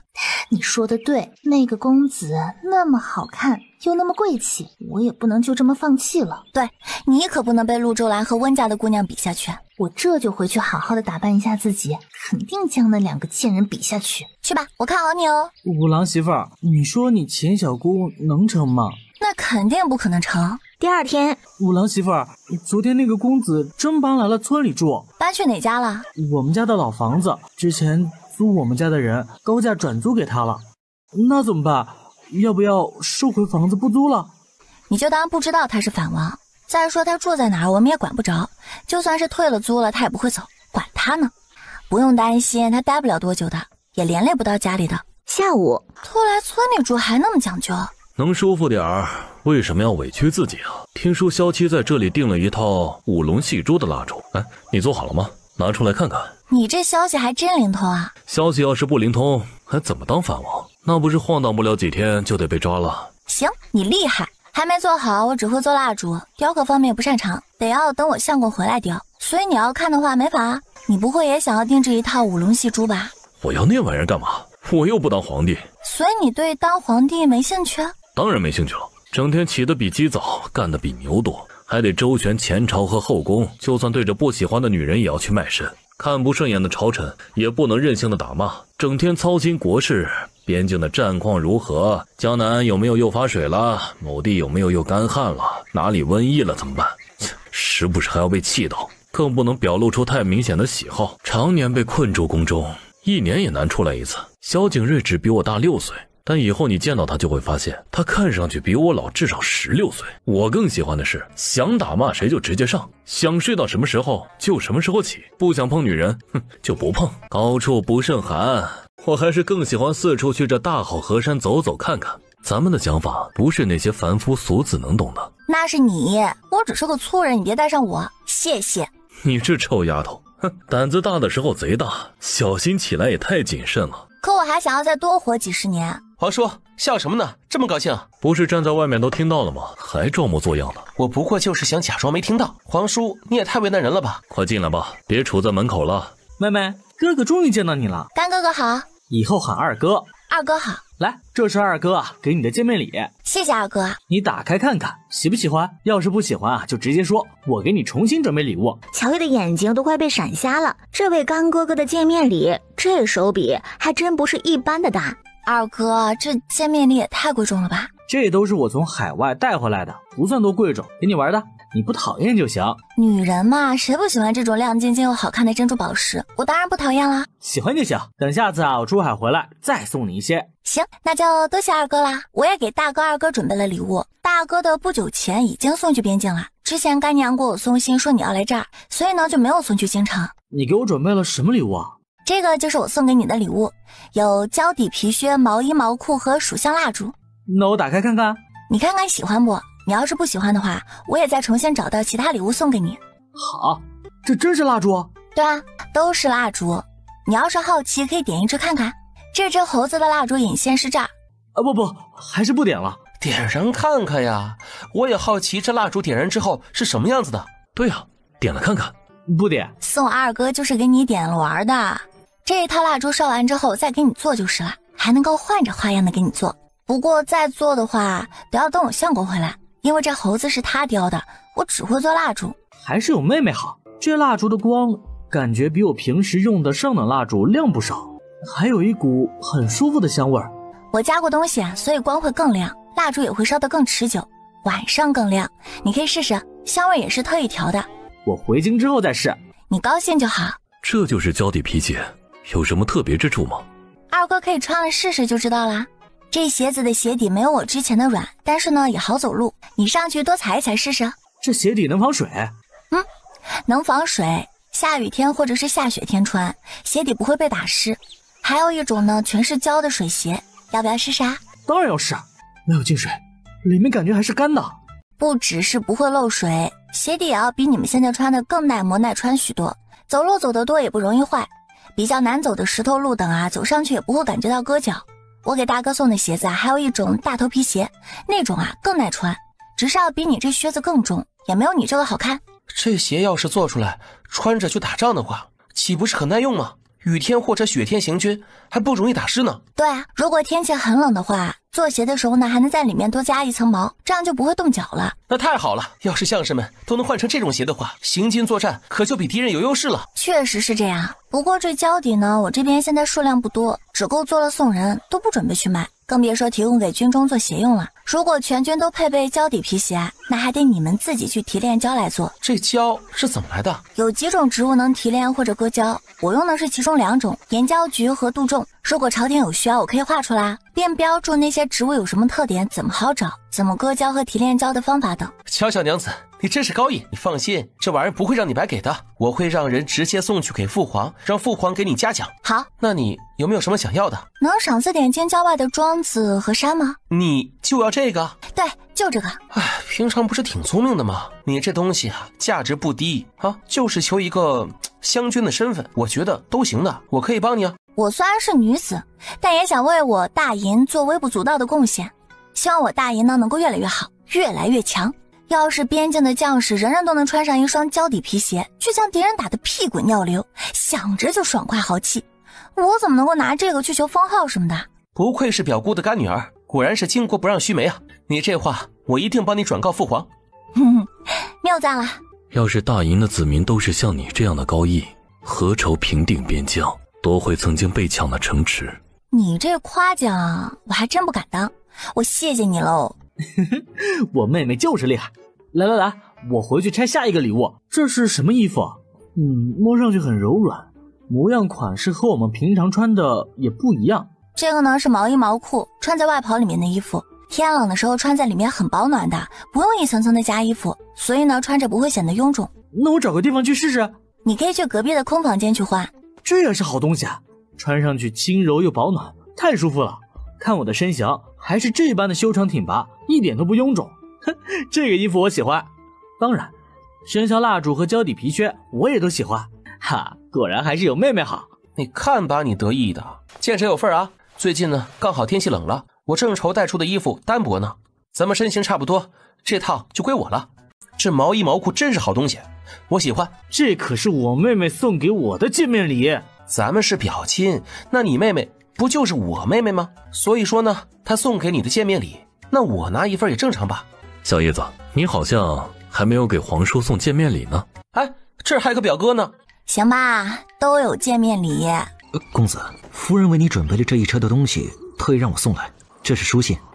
一路辛苦了。小陆的娘子还真贴心，这么大老远的给你送礼物。小年轻才成亲没多久，正是亲乎劲足的时候，小陆也怕是想媳妇了吧？媳妇孩子热炕头，小陆肯定想了。哎，小陆，你媳妇儿给你送什么礼物了？我娘子给我送了一些衣服和吃食，不只是给我，还给我外公和吉哥送了。小叶子有心了。小陆，你媳妇儿给元帅和将军送了什么？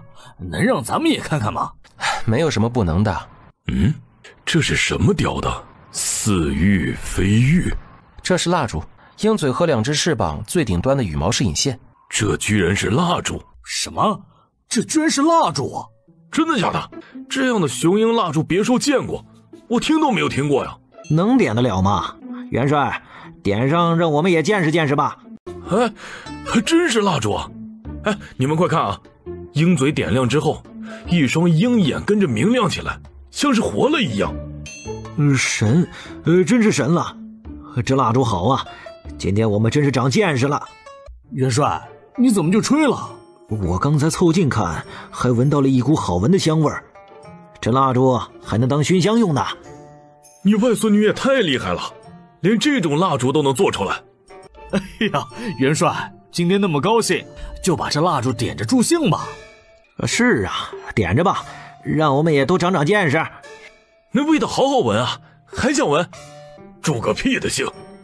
这么点着不是暴殄天物吗？你们一群大老粗懂什么呀？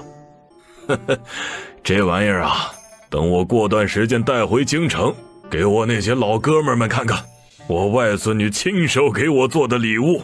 这小气！元帅，快打开下面的盒子，看看里面装的是什么。这鞋子的鞋底很特别，鞋帮也比平常穿的要硬一些。这鞋啊，在雨中或者雪中行走，不容易湿。这是一种很特殊的胶底儿，不但能防水，还比较耐磨耐穿。走路的时候啊，鞋底也更有韧性。还真没大事，这胶底皮鞋太好穿了，不但防水防滑，走起路来比我以前的鞋啊更有一种弹性。行军打仗走路，这可比布底鞋强多了。元帅，这鞋真那么好穿？元帅，给我也试试吧。切，一边去！你们那臭脚可别把我鞋穿臭了。这鞋虽然相对更重，但却好暖和，皮更硬，也会更防湿，比刚才那双肯定更耐走。里面还真是全干的，这鞋真好啊，还真暖和，里面加了毛，摸着比我那双毛靴更好。这里面的毛也不知道怎么做到又短又暖和的。这穿在脚上不进水又保暖，可太舒服了。元帅，让你外孙女多做点，以后啊，你给咱每人发1双吧。这是我外孙女孝敬给老子的，每人给做1双。哼，你们想的真美。这胶底皮鞋，小叶子那边能让人多做点吗？到时候我让兵部花钱买。我娘子的作坊做不出这么多鞋，而且这胶是经过一种植物层层提炼得到的，她现在手中存货也不多。不过她之后会将方子献上去，等朝廷掌握了这种胶的制作，就能让兵部去定制胶底皮鞋了，配发给将士们。我外孙女真是高义呀，否则这玩意儿留着自己用，不知道能赚多少。这是衣服？对，这是毛衣毛裤，穿在外袍里面很保暖，而且不臃肿。这个是室内穿的毛线鞋，舒适又保暖。这个手套在手上会很轻巧和保暖，因为10个指头是分开的，所以还能带着拿武器或者做事。确实柔软暖和，这玩意儿也是好东西啊。元帅，暖和不？可太暖和了，我穿了都不想脱下来。来，小将军，打开你的，让我们看看啊。哼，妹妹还真厉害，这样的蜡烛都能做出来。我也想要，真羡慕元帅和小将军呐。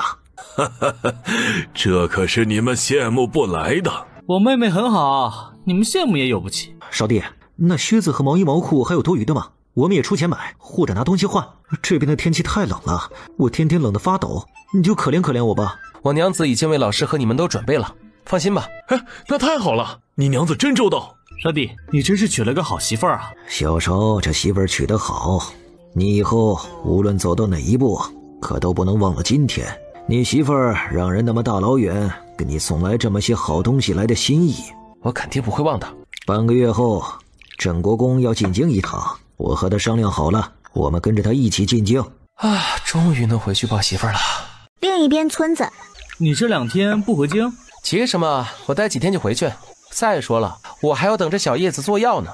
回去之后，你可得和表舅说说我妹妹的好话，这次你们可没少占便宜。这还用你说呀？你过几天和我一起回去吗？听说你给你祖父和你爹弄了不少的爱妻美妾，侯府天天都很热闹啊，我都想去你们侯府看热闹去了。过几天再看，我应该要一起回去。你们3个还挺闲的啊。晾完靴咱们就没事干了。妹妹，你今天上山不？今天不上山，你们要是无聊的话，我倒是可以给你们找点事情做。什么事儿？我想要弄胶轮胎，现在这手里啊没有能工巧匠，你们手底下应该是有这样的人吧？我还想要把这种单车造出来。这种车怎么赶？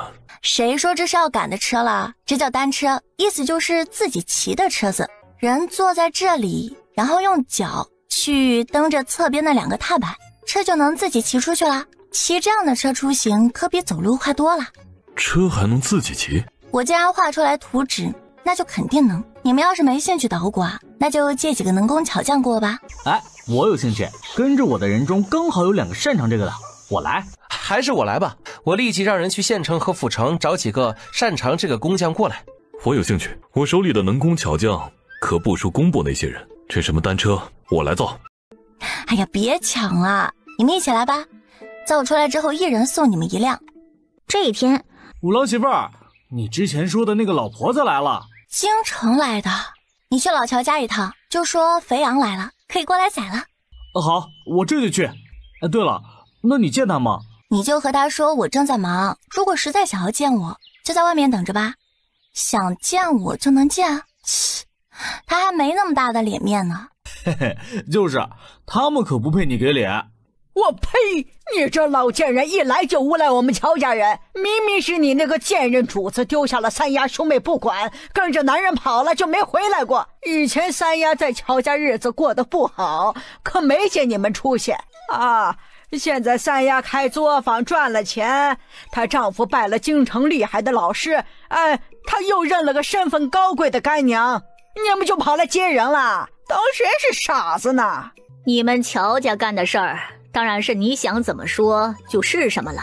你曾经一直搓磨我家夫人，现在到处败坏她名声，泼脏水，这也很正常。我可不想和你这种人废话，离我远点儿。你一个低贱的下人，也有脸在我的面前摆谱，看把你能的！你赶紧滚，否则我就不客气了。你要怎么不客气啊？老娘可不是吓大的，你来啊！我告诉你，我家的姑娘被你那个贱人主子害得嫁不出去，你就得负责。我家更被那贱人派人烧了，你们还得赔钱，否则啊，今天别想出这个村子。你们去请这位乔老太离开，她要是不走，就直接丢出去。要让人去帮忙吗？不用，乔老太的战斗力可没那么弱啊，否则我也不会想要带她去京城。哎呦，轻薄呀！有人轻薄我呀！你这个臭小子，居然不学好，要占老娘的便宜！我虽然是个老太太，但也得保住清白啊！哎呀，来人啊！有人要毁了我清白！你们去报官，就说京城惯用博的人啊，要轻薄我这个老太太，我要告他们玷污我的清白！不，我没有。天呀，丧尽天良的混蛋，居然要报我，连我这个老太太的清白都要毁，我不活了！怎么会有这样不要脸的老太太？你好，怎么轻薄了我娘，居然想跑？你站住！这是我们村，可不是你们撒野放肆的地方。我一大把年纪了，我居然被人轻薄占便宜，我不活了！带着这个登徒子去见官。